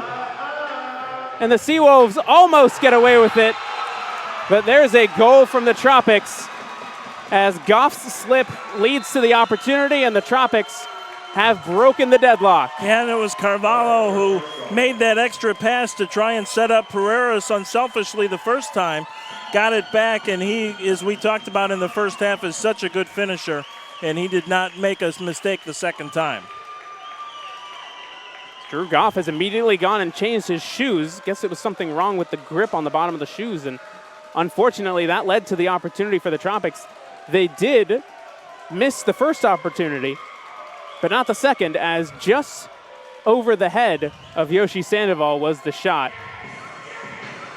Inches away from saving it off the line.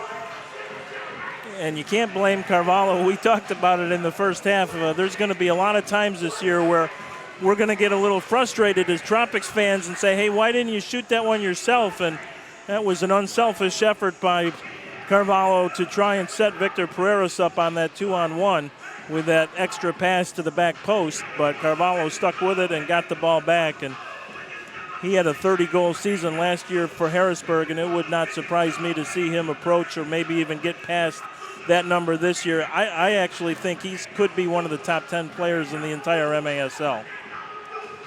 He's really good. Quite a good strike there, just, again, missing the defenders, the goalkeepers. It was very well placed right into the top corner. And now with 7 minutes to go in the third, the SeaWolves, for the first time this season, are playing from deficit. By the way, as expected, having a good one in Baltimore tonight. The Blast trailing Utica City 4-3 now in the third quarter. Christian Segura with 2 goals now for Utica City. Slavisa who?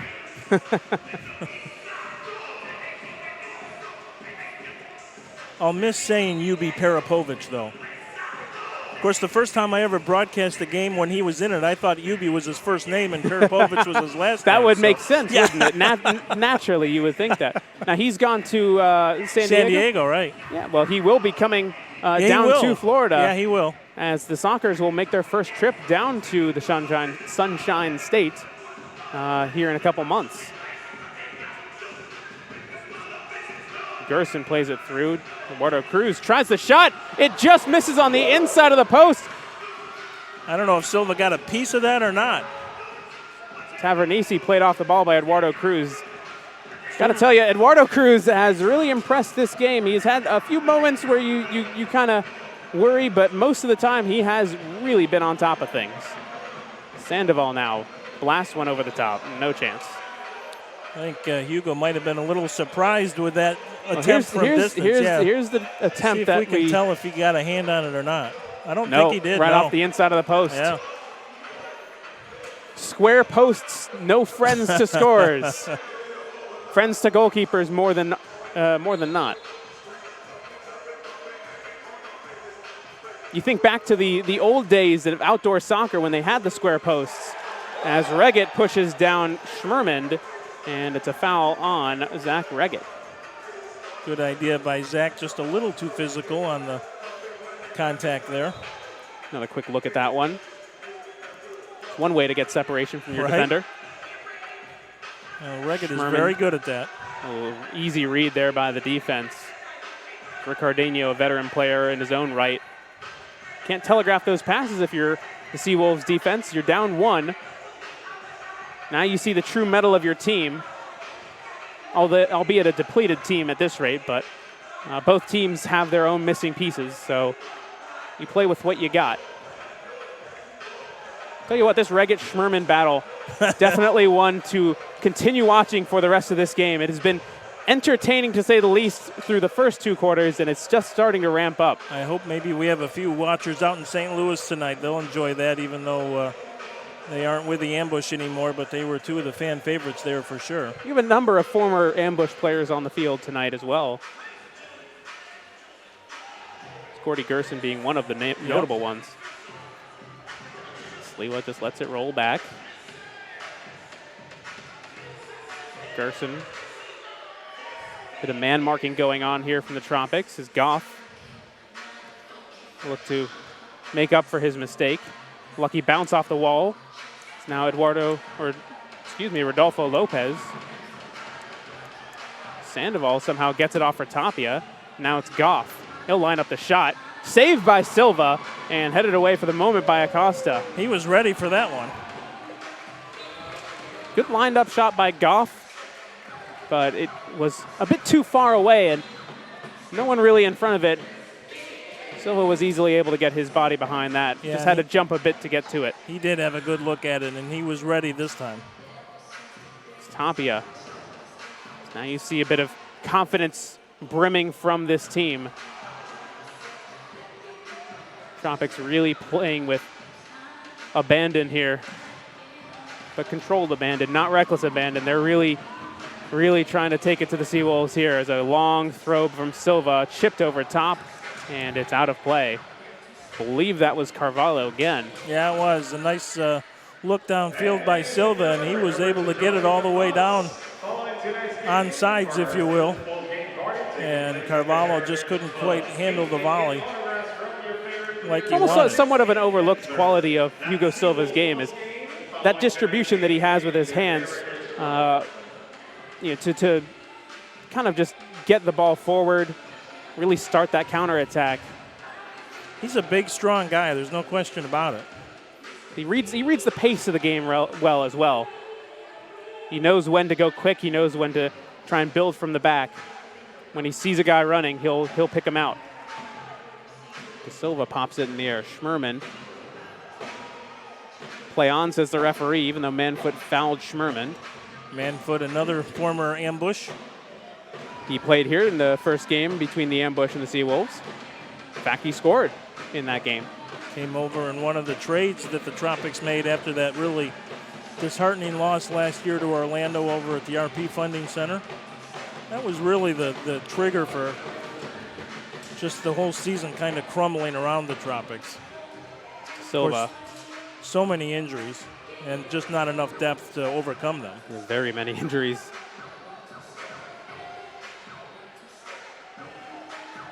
Sandoval now against Manfoot. He'll pull it back. Gets it off for Peter Sliwa. Finds Alvarez. Daru is on him. Down the line for De Silva. De Silva knocked off the ball again. De Silva just seems to be unable to battle with Rafael Alves. Just really muscled off the ball every time it comes close to him. When you have such a physical defender like Alves going against a quote-unquote rookie in the game with Mike De Silva, there's definitely a learning curve there for number 33 for the SeaWolves. Goff, nice play there. Looking to start the counter here. De Silva plays it back now. Sandoval, 2 minutes left in this third quarter. 2-1 our score. Tropics leading thanks to Ricardo Carvalho.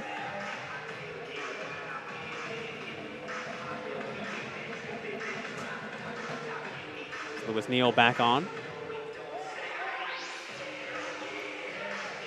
Since that goal to put them up, SeaWolves really have not had a sniff anywhere near Hugo Silva's goal. Just that one opportunity a few minutes ago, and that's really been it. It's now an opportunity again. Gerson, he'll shoot, it's saved. Ricardinho now, or excuse me, that was Pereiras, has it taken off his foot. And cleared downfield by Sliwa. Great defensive. Oh, and now here's O'Dane Sinclair against Mijatovic, the rookie.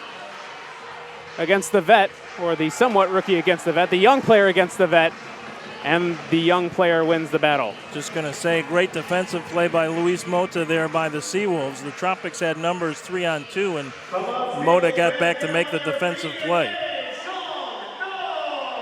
Down for Pereiras now. Neal marking him. Pereiras, defenders closing in.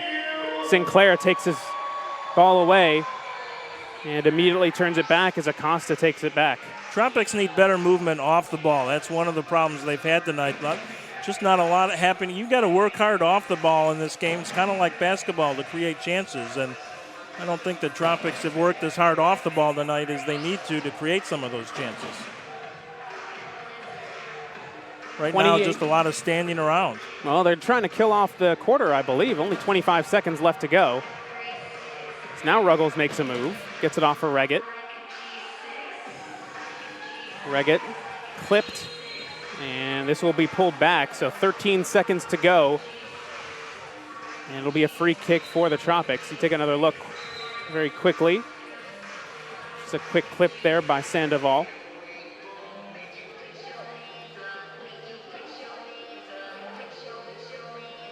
Ricardinho will be over it. At least I believe that's Ricardinho. Yeah, Cabrera. Played back for Ruggles, 7 seconds to go. And that might do it for this quarter. Ricardinho will take it and play it back. And that's it. As Reggett punches the ball in the air, as Ruggles plays it forward. A bit of contention between Ruggles and Reggett right now as they're arguing. Looks like they've quashed the beef very quickly, though. But well, as we said, Ruggles is a guy that will hold everybody accountable right from the get-go. He holds himself most accountable, but he will also make sure he communicates with his teammates about what he thinks might be best and what would be helpful, and it's got to be taken and delivered both in the right spirit. And as we said, that getting used to the fact that you're no longer the big fish in a small pond is a little bit of a transition that I don't think people fully will appreciate, and will take some time for this Tropics team. But generally a better second and third quarter for the Tropics, but still not quite as much energy and intensity as I thought we might see in that third quarter. Peter Sliwa is conducting the huddle talk here, and he has been inspirational tonight for the SeaWolves. Yeah, the duties of player/assistant coach. He's really another one of those guys that keeps everyone in tuned in practice, keeps them accountable, and really coaches from that goalkeeping position, and has done so last year as well, but he's really taken a step up this season from what I've seen in practices thus far. Well, and I think that only makes sense. Chris Kokalis, he's a coach, but he's really a general manager, and Sliwa, I think that was when the arrangement kind of came down, if you will. I think the understanding really was that Peter Sliwa would do a lot of the soccer coaching, if you will, and Chris's responsibility is overall for the organization and certainly putting the talent in place. And he has input during the game, certainly. He knows the sport. It's not like he doesn't know the sport. But I think, in terms of the players, Peter Sliwa is a guy that immediately engenders respect from everybody that's around him. And so it certainly makes sense that he's the one that's in the huddle there setting the strategy going forward here for the final 15 minutes. So we'll see what the SeaWolves have in store for us. Down 2-1 in their home opener for the 2019-20 season against their rivals. What can they show us? Well, regardless of the outcome here tonight, I've been impressed with Orlando's effort, but I think both sides would tell you there's still a lot of work to be done before these two teams meet here again on December 5th. All right, ladies and gentlemen, for the final quarter, and let me hear you make some noise! So we wait for the referees to blow the whistle to start us off. Mike De Silva, center stage to kick it off, and we are underway for the final quarter here from Silver Spurs Arena. The opening night of MASL around the country. Really only one other game going on tonight, which is Baltimore and Utica. And interesting score update. Baltimore's taking a 6-4 lead. Yeah, they have rattled off 4 straight after Utica had a 4-2 lead at halftime. So maybe Ubi Parapovic is a bit more missed now. Things change quickly in MASL, as it can here tonight. SeaWolves down 2-1. Eduardo Cruz lays it off. Luis Mota shoots it. Comes from Alvarez on the far side. Takes a shot, just misses the outside post. It's kind of game, Austin. I think the next goal could be huge. If Orlando gets the equalizer, it really tightens things up and could put the Tropics back on their heels. If the Tropics get the next one, that's a little bit of breathing room and maybe relaxes them a bit, and they can play up to their potential then. Mota now off for Alvarez. Off the volley. Shot missed by Alvarez. The follow-up just off the, looks like the glass. Sandoval, follow-up saved by Silva. Alvarez again. Off the glass. Mota tries the shot. It's going to come to Silva. To Silva for Alvarez. It's blocked. Shot after shot. Now Mota popped up in the air. Man-foot. He'll have it. He'll clear it away. My goodness, what a surge here by Orlando to start the fourth quarter. All over the Tropics, who are completely disorganized in their own third. After that first and second save, it became just a cluster of bodies moving around. Now the SeaWolves have brought in Tapia, who will shoot, blocked. Neal tries the shot. Mendoza for Neal. Back for Mendoza, off the wall. No one to clean it up. Schmerman makes the run forward. He gets it off the wall. And Silva, ooh, he looks to be in some pain. He looks like he took a bit of a shot to the chest. I think he's just out of breath now. Yeah, hopefully maybe just got the wind knocked out of him. We've talked about how good Peter Sliwa has been tonight, but Hugo Silva has also been really, really good in goal. Maybe a cramp, I'm not sure the way they're stretching him out. It looks like he may have just cramped up a little bit by all those saves that he just made. Again, it was back to back to back. Well, he's been really good as well. The goaltenders tonight really the stars in this game. 2-1 in the fourth quarter is pretty unusual in the MASL, and both Peter Sliwa and Hugo Silva have had a lot to do with that. But the Tropics really, really on their heels here in the first couple of minutes. You see the guys stretching out Silva. Again, we talked about goalkeepers a little bit at half. Jorge Navarrete. Let's take another look here really quickly about all the shots that happened in quick succession. Well, I think Alvarez can't believe, first of all, he didn't score. He had a great shot from this one from Sandoval right at Silva. Then Alvarez cuts it on his left, back for Sandoval again. That one just off wide. Then Mota followed it up. That one blocked, but came falling nicely for De Silva. And then one more chance here.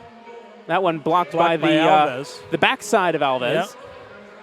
Again, you use every part of your body. As long as it doesn't go in the back of the net, that's all that matters. Just don't use your hands. Well, the good news is Hugo Silva is up, and looks like he'll be able to continue. So he may have had just a cramp or the wind knocked out of him, but that was Orlando's best flurry of the game. They've had a couple of those tonight. But Hugo Silva equal to the task, and we stay at 2-1 with 12:46 remaining. But again, just really impressed here tonight with Orlando and their determination. They did not come in here scared or intimidated or overwhelmed by the moment or the talent on the Tropics roster. They have worked hard and deserve very much to be in this game and are. How it plays out over the final 12 and a half minutes to be determined, but Orlando has had the better chances here early in the fourth quarter. Mijatovic will play it back for Silva. Now Ruggles. There's Drew with, like you said, that head of hair. Yeah, and again, no sense of urgency. Drew had all kinds of space up the left side to really take off with that and just kind of quietly dribbled forward and then stopped, and the offense never really had a chance to work. Now Goff trying to play through. Matt Clare will get it back for Silva now.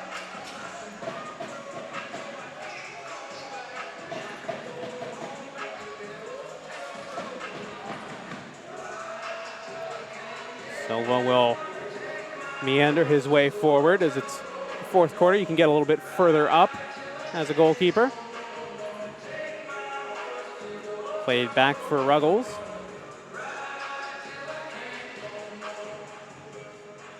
Seems like we've played backwards more tonight than forwards. Again, both teams want to win their first game. Don't want to try too much. We'll see how it goes over the next 11 minutes or so. Ruggles plays it down. Goff heads it back. Mendoza down for Sinclair, but Sinclair unable to get to it. Despite Sinclair being a big body, he's not as mobile as he used to be a couple years ago, and definitely evident on the forward side of things. Yeah, but again, a nice solid veteran pickup. Exactly right. He is a veteran. Unfortunately, last year he was not able to play due to visa issues, but now the Kingston, Jamaica native is back playing. Oh, and here's a dangerous opportunity. Sliwa just managing to get there before Reggett. Now here's Yoshi. Played down for Schmerman. Tries to play for De Silva, and it's intercepted. Reggett back.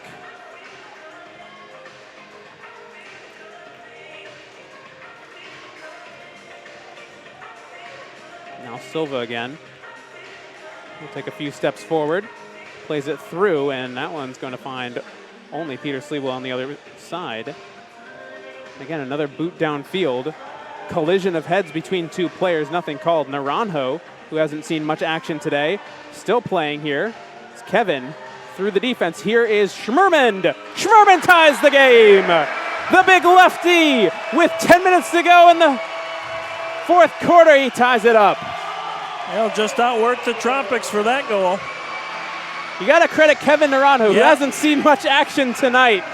You take another look. He did the right dirty for work. Schmerman. You're right.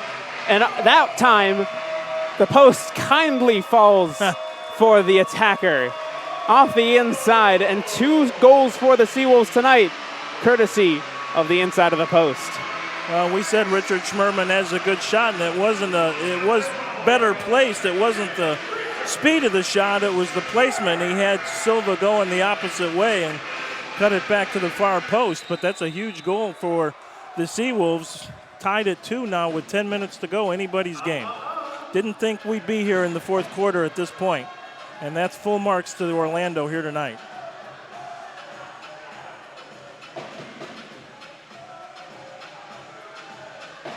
Now with Orlando and the confidence brimming from that goal, we'll see how they can create now going forward.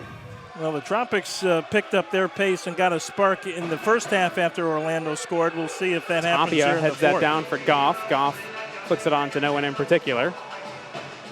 Tapia challenging Daru.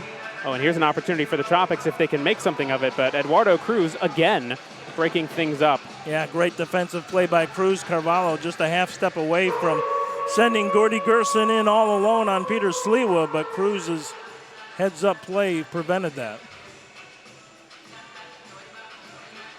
And that's kind of been the story of the Tropics tonight as well. Close on creating some great chances, but just haven't quite clicked.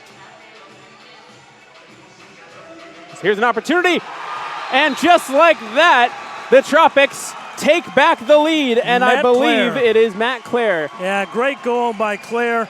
You know, one of the things the Tropics changed this year is their entire preseason has spent practicing indoors, and that is a big deal because for the first 3 years, this team spent most of its practice time in the preseason outside. There is no indoor facility in Lakeland. So this preseason starting October 22nd, a month ago tonight, the Tropics have trained 6 days a week at XL Soccer World here in Orlando, an indoor facility. So they have had the advantage of using the boards, how to play off the boards, how to position themselves to take passes off the board, something they really have never had a chance to practice very much, and that's exactly why they did it. because that goal was a picture-perfect indoor goal. Absolutely. And now Orlando celebrating that equalizer right back where they were just a minute ago. Down 1 here at home. Sandoval. You got to wonder how this affects the team, scoring and then immediately giving one up. They say after the first 3 minutes of scoring a goal, you're most susceptible to letting one in. Sinclair now off the boards. Rodolfo Lopez almost there for it. Now here comes Peter Sliwa to the midfield line. He will cross over. Down for Sinclair now. O'Dane is tripped up, but it looks like they're going to say Matt Clare got the ball. And that might be a blue card. It is. First blue card of the evening for the SeaWolves. And I'm not sure what happened. Did you see that? It was kind of behind the play. Antonio Manfoot. Well, let's take was another down. look here. Let's see if we caught it on our cameras here or not. Yeah, I guess it was there it is. Yeah. Schmerman went in for the challenge and got all leg. It was right after the pass was away. And well, unfortunately for Schmerman, his career year also was included with a career number of penalty minutes. So this adds up to his first 2. So this is the first opportunity for the SeaWolves now to kill it off, and we'll see how they do things tonight. Yeah, we'll see the Tropics power play unit out here with Matt Clare. Drew Ruggles is actually out there. Tavernisi's out there, Carvalho, and Victor Pereiras. Wouldn't be surprised if we see Zach Reggett at some point out here as well. A little bit more space for Zach to use his big frame. Big moment here for the Tropics with just over 7 minutes to play. Ruggles now will play it. Back for Drew. A little bit of back and forth. Here's Tavernisi. Lays it off. Just missing. It's now Mendoza trying to get to it. That's going to be a missed opportunity by Carvalho. Yeah, Carvalho had cut to the top of the box instead of staying back post, and that was, again, one of those situations where new teammates, new line mates, not quite sure where they're going to be.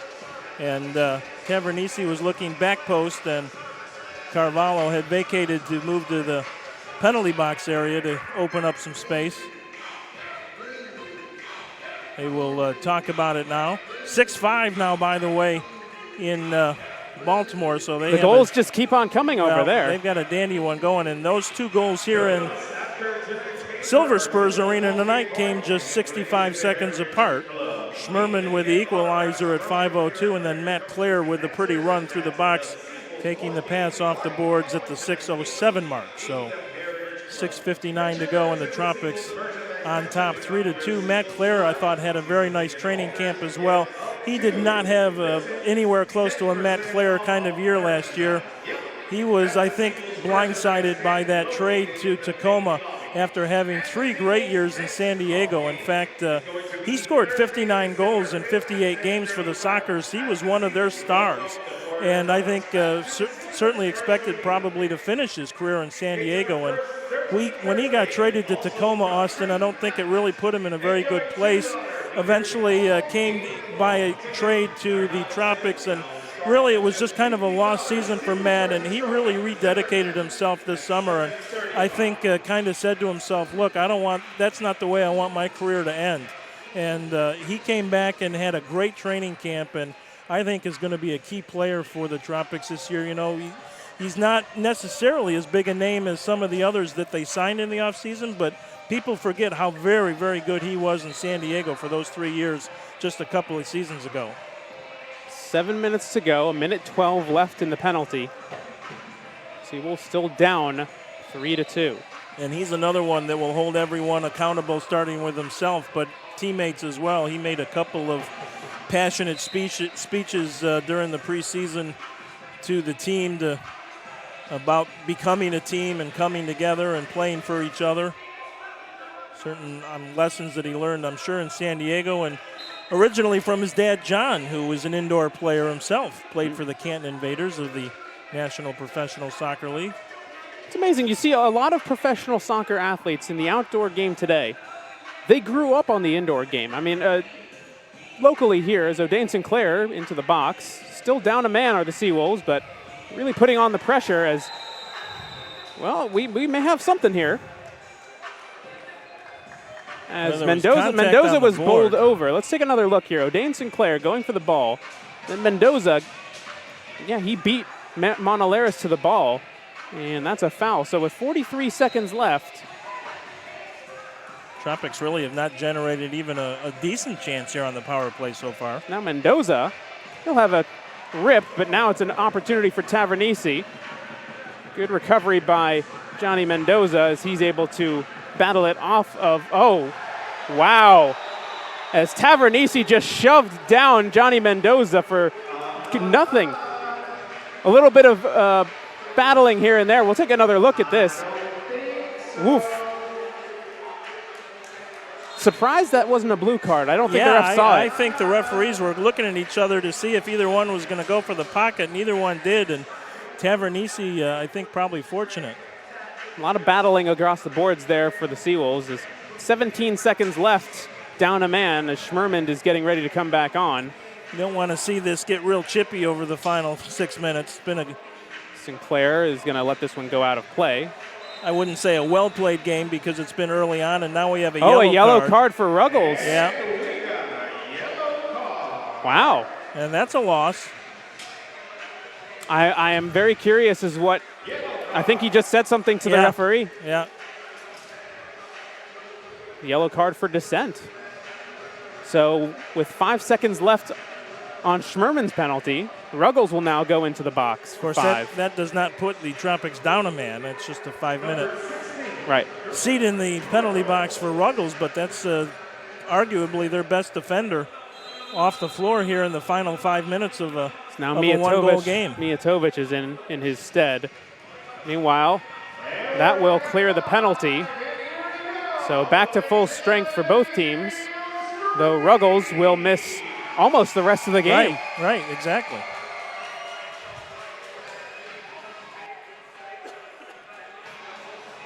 Monaleris will get it off for Stefan. Really can't say enough about Stefan's hair. In fact, I said it to his face, and he laughed. So at least he's a good sport about it. Yes, he is.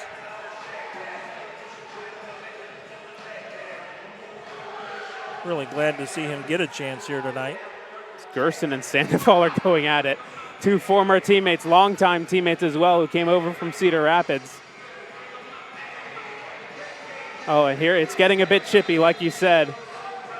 As Naranjo and Mijatovic get into it. It's all former teammates getting into it. Yeah, and they didn't let continuation go there when the Tropics would have had a 2-on-1, unfortunately. So 4:57 left. Wondering about why. 4 minutes left to go in not Daru, but Ruggles' penalty. Oh, great interception by Yoshi. He'll go forward, tries the shot, it's going to come off. And Naranjo just over the top. Tried to poke it home, and instead it flew over the bar. Tried the volley. Maybe should have taken a touch and then tried the shot. He's not a lefty, but he went with the lefty volley, and well, that worked out as much as you would expect it to be. Sometimes that extra touch can make such a difference. It does, but sometimes you just get rushed, especially for Kevin. He hasn't been on the field very long. You want to take advantage of every single one of your touches, and even if that one ends up being a shot over the bar. Sliwa now with it.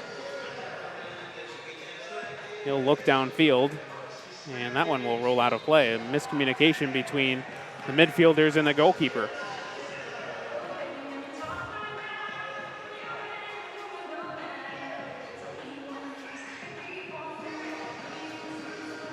Reggett gets position on Schmermond. A flop by Reggett, and they will give it to Schmermond. Unfortunately for Zach Reggett, Chris Penso was right there watching the entire play. He was, and that's been the best one-on-one battle on the floor all night. It really night. has. Schmerman and Reggett have really had a really entertaining battle, and it's been fun to watch from both sides of the ball.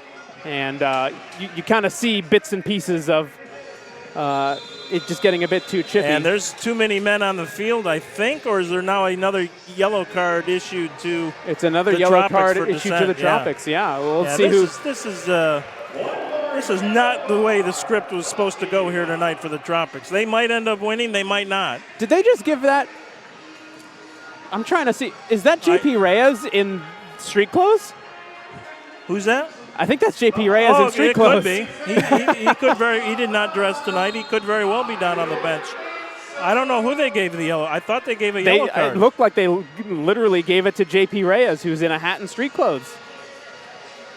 Well, he's still on the bench. So yeah, nobody went to the box, so I don't know. I don't know how they're playing that one. Yeah, I don't either. Either way, Chris Punso was not having any of it. Well, this is not the time to lose your cool, that's for sure. Down the field here, De Silva trying to get positioning. Alvarez plays it off. Schmerman back for Sandoval. Yoshi for Alvarez. Cuts inside. Oh, he missed it.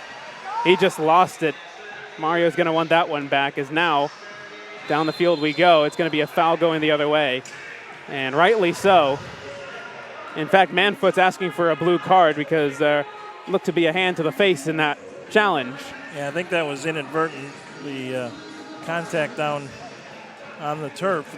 These last 3 minutes are going to get very contentious, and it's going to be up to the referees to manage every single second as it goes by, because Orlando's going to be fighting for the equalizer. The Florida Tropics going to be fighting to keep this game a victory. De Silva just bodied off the ball, and unfortunately a fan gets that ball right to the face. That's the dangers of sitting so close to the field. Good view, but you got to be on the lookout all the time. Yeah. And that one's going to go right back out of play.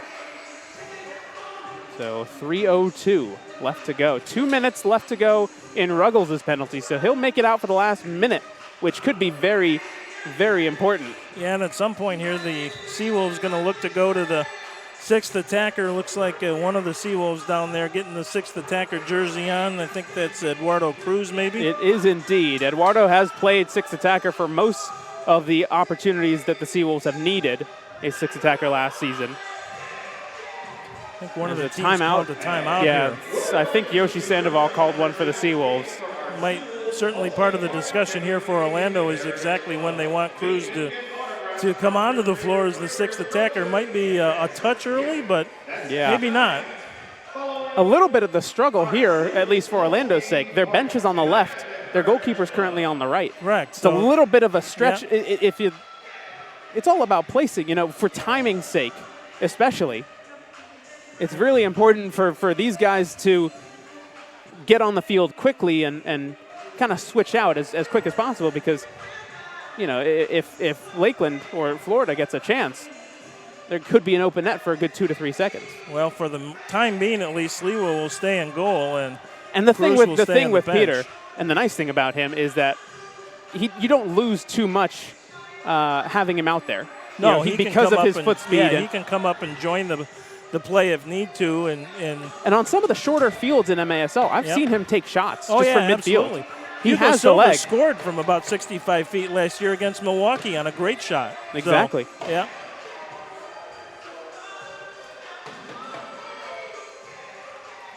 But I don't think Orlando will wait here more than maybe 30 seconds, 45 seconds most to get Sliwa to the bench. They will probably go a couple of minutes with a sixth attacker. And as we talked about here, Sliwa coming right up to the midfield line right now. Just got to wait for the right opportunity. Is now Tapia. Plays it. Mijatovic clears it downfield. No opportunity as of right now to pull Peter. Nice little job by Peter getting it forward. Here's Mendoza. Slid a little bit far back. 2:30 left to go. 1:42 left for Drew Ruggles. But again, not a power play situation for Orlando. Still 5 aside here. Correct. Schmerman, step over. Plays it back for Sandoval. Here Sliwa comes. still on the floor. It's just finding the right moment. Here comes Peter with the shot, like I said, and that one just guys. Yeah, he kind of hangs his head after that one. That was not really his finest moment, just coming up and uncorking from about 70 feet and nowhere close to the goal. So this will, at the very least, allow the Tropics to kill a little extra clock, but still plenty of time, 2:13 to go. Didn't see the Tropics hanging on for dear life here tonight.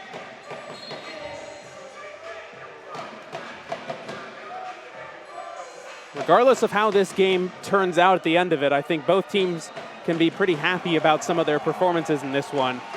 Well, I think Orlando in particular, because they but came in as the underdogs, no question. And another one of those Hugo Silva throws ends up in a free kick for the Tropics as Sandoval fouls. 2 minutes to go in this game, right off the top of the glass. That's a dangerous opportunity. It's loose, and it's deflected by Sandoval. He's down with a head injury, and boy, did he take a shot. Yeah, both, there were two players, and that was a big shot that Sandoval took, and I'm not sure who it was for the Tropics. Ooh, looks like it was Steven Daru. Yeah, it is Daru, you're right. A flailing body by Yoshi Sandoval. He originally was the one who made the error to begin with that put Sliwa in that opportunity or that dangerous chance for the Tropics. But it looks like players are saying that there's a huge, yeah, I can see blood. Big gash on Yoshi Sandoval.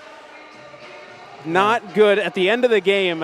You put your body on the line in this one, but I mean, that is incredibly dangerous. Well, and it was just it wasn't a dangerous play by Daru specifically. It was just they were both going for the ball with their heads. It was right there for the taking, and unfortunately, instead of one getting the ball, they got each other. Now, who's that with the leg brace on for the Tropics?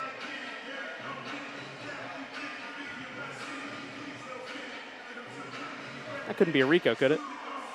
I did not see Anthony here tonight, so I don't think so.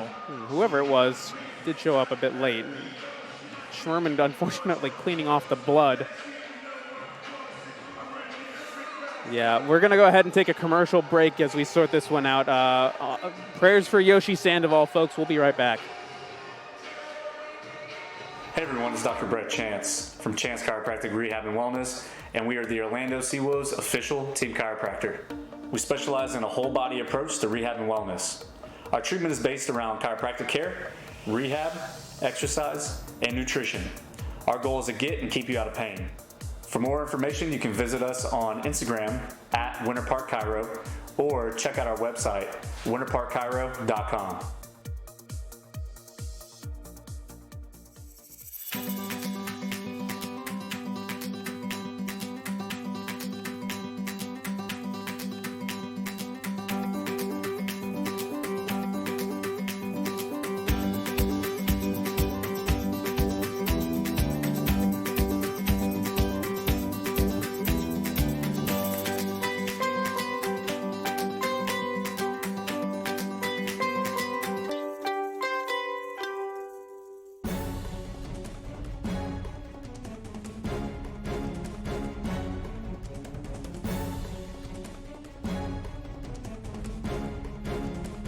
After an accident, you need a fighter. Injured? Choose a champion. Choose a winner. Let me fight for you. Now,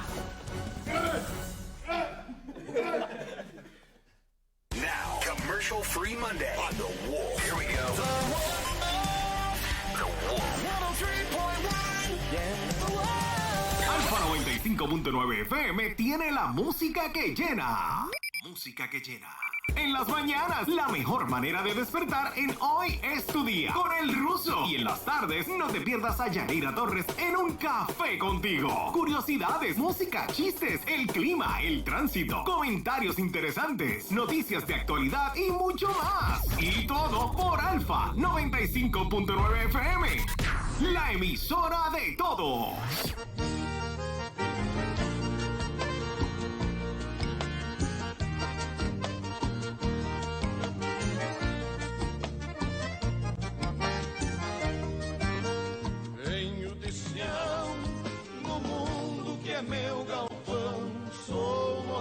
monarca soberano, meu orgulho em ser serrano, pisador de geada fria, tomador de ventania. New endless pan pizzas on Cece's Buffet.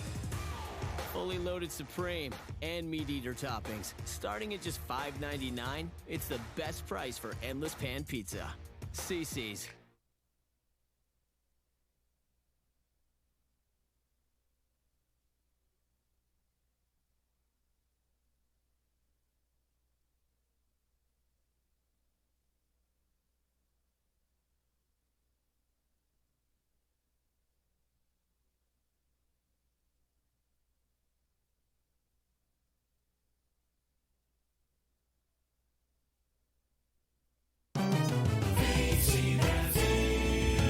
Na edição 85, Focus Brasil, o evento mais importante da comunidade imigrante brasileira.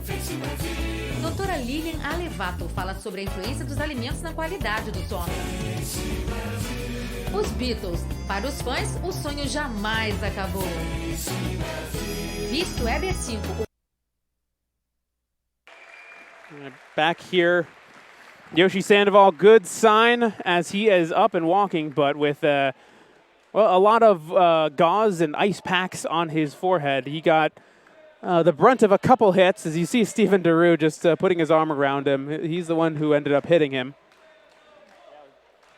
As you hear the Tropics fans chanting Sandoval, that's a nice little gesture for Yoshi. It was just a collision going for a 50-50 ball, each going with their head, and obviously Sandoval took the brunt of it. But yeah, that is very fortunate to see him up and moving on his own accord here. Now, still a soccer game to finish. And yeah, it's very weird. To go. Yeah.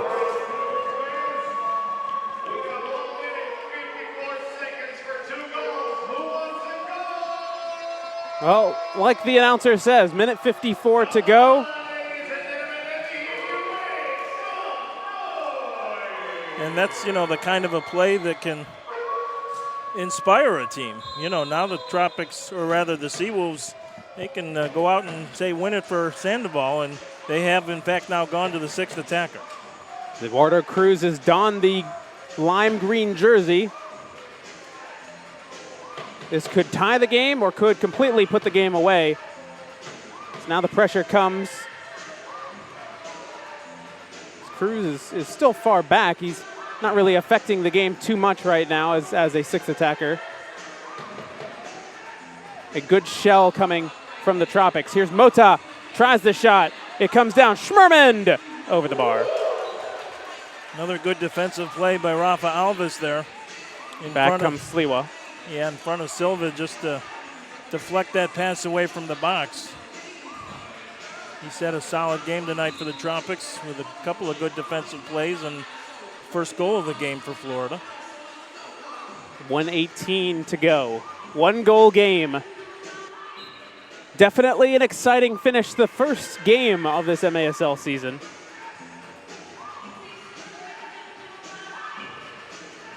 Battle against the boards. O'Dane Sinclair and Schmerman getting it up with Reggett.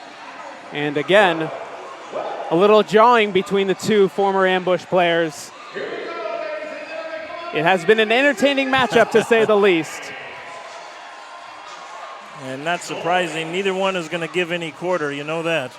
And regardless of how this game turns out, we'll be back here in 2 weeks to see it all again. Yeah, right. So whoever loses holds on to that loss for 2 weeks. Whoever wins holds on to that loss for 2 weeks, and we do it all again. Final December 45 5th. seconds. Mota now for Cruz. Schmermond pops it up. That might go over, and it will. That's just a bad break there for Orlando. Schmerman trying to get it deep in the corner to... In fact, the ball went into the trash can. Unfortunately, you don't get any points for that. You don't. You should. MASL or MISL used to have the three-point line. Right. Let's bring in the trash can rule. Why not? Mota being pulled down. 30 seconds to go. And we are stopped. Foul called, I think, Schmerman. against Reggett. Tapia blasts one, near post, misses. Comes back for Mendoza now. 19 seconds. Schmerman, Tapia, O'Dane Sinclair tries the shot, it's blocked, and Silva will throw it downfield. This might do it. That one will go out of play. 6 seconds, still a chance. 5, 4, Tapia with the shot, blocked by Acosta. Follow up, it's gonna be blocked, and that will do it. The Florida Tropics hang on to the 3-2 victory here on opening night. Not as pretty as I might have expected, although it is opening night. A lot of work to do for both of these clubs, but especially the Tropics. I think they expected more than 3 goals in this game. High marks to Orlando. Big effort tonight. A lot of gritty determination on their part, and the Tropics fortunate, really, to escape with the win here tonight. All hugs all around after that contentious battle, and it was definitely a battle.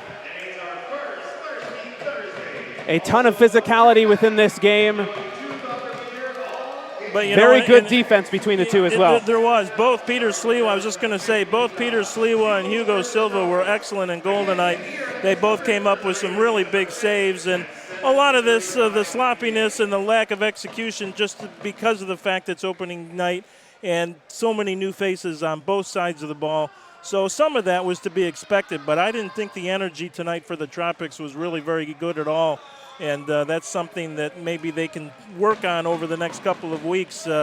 When you have this kind of talent, you need to take advantage of attacking opportunities, and I thought the Tropics had some tonight that they just didn't see or take advantage of that they need to going forward.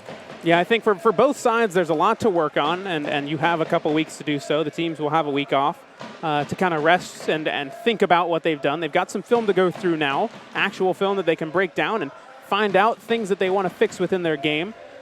But for Orlando, you know, they just lack the finishing touch. I think you're missing Thiago Freitas. You're missing Maicon França. You're missing Enzo Marangoni. A lot of these players, Hugo Puentes.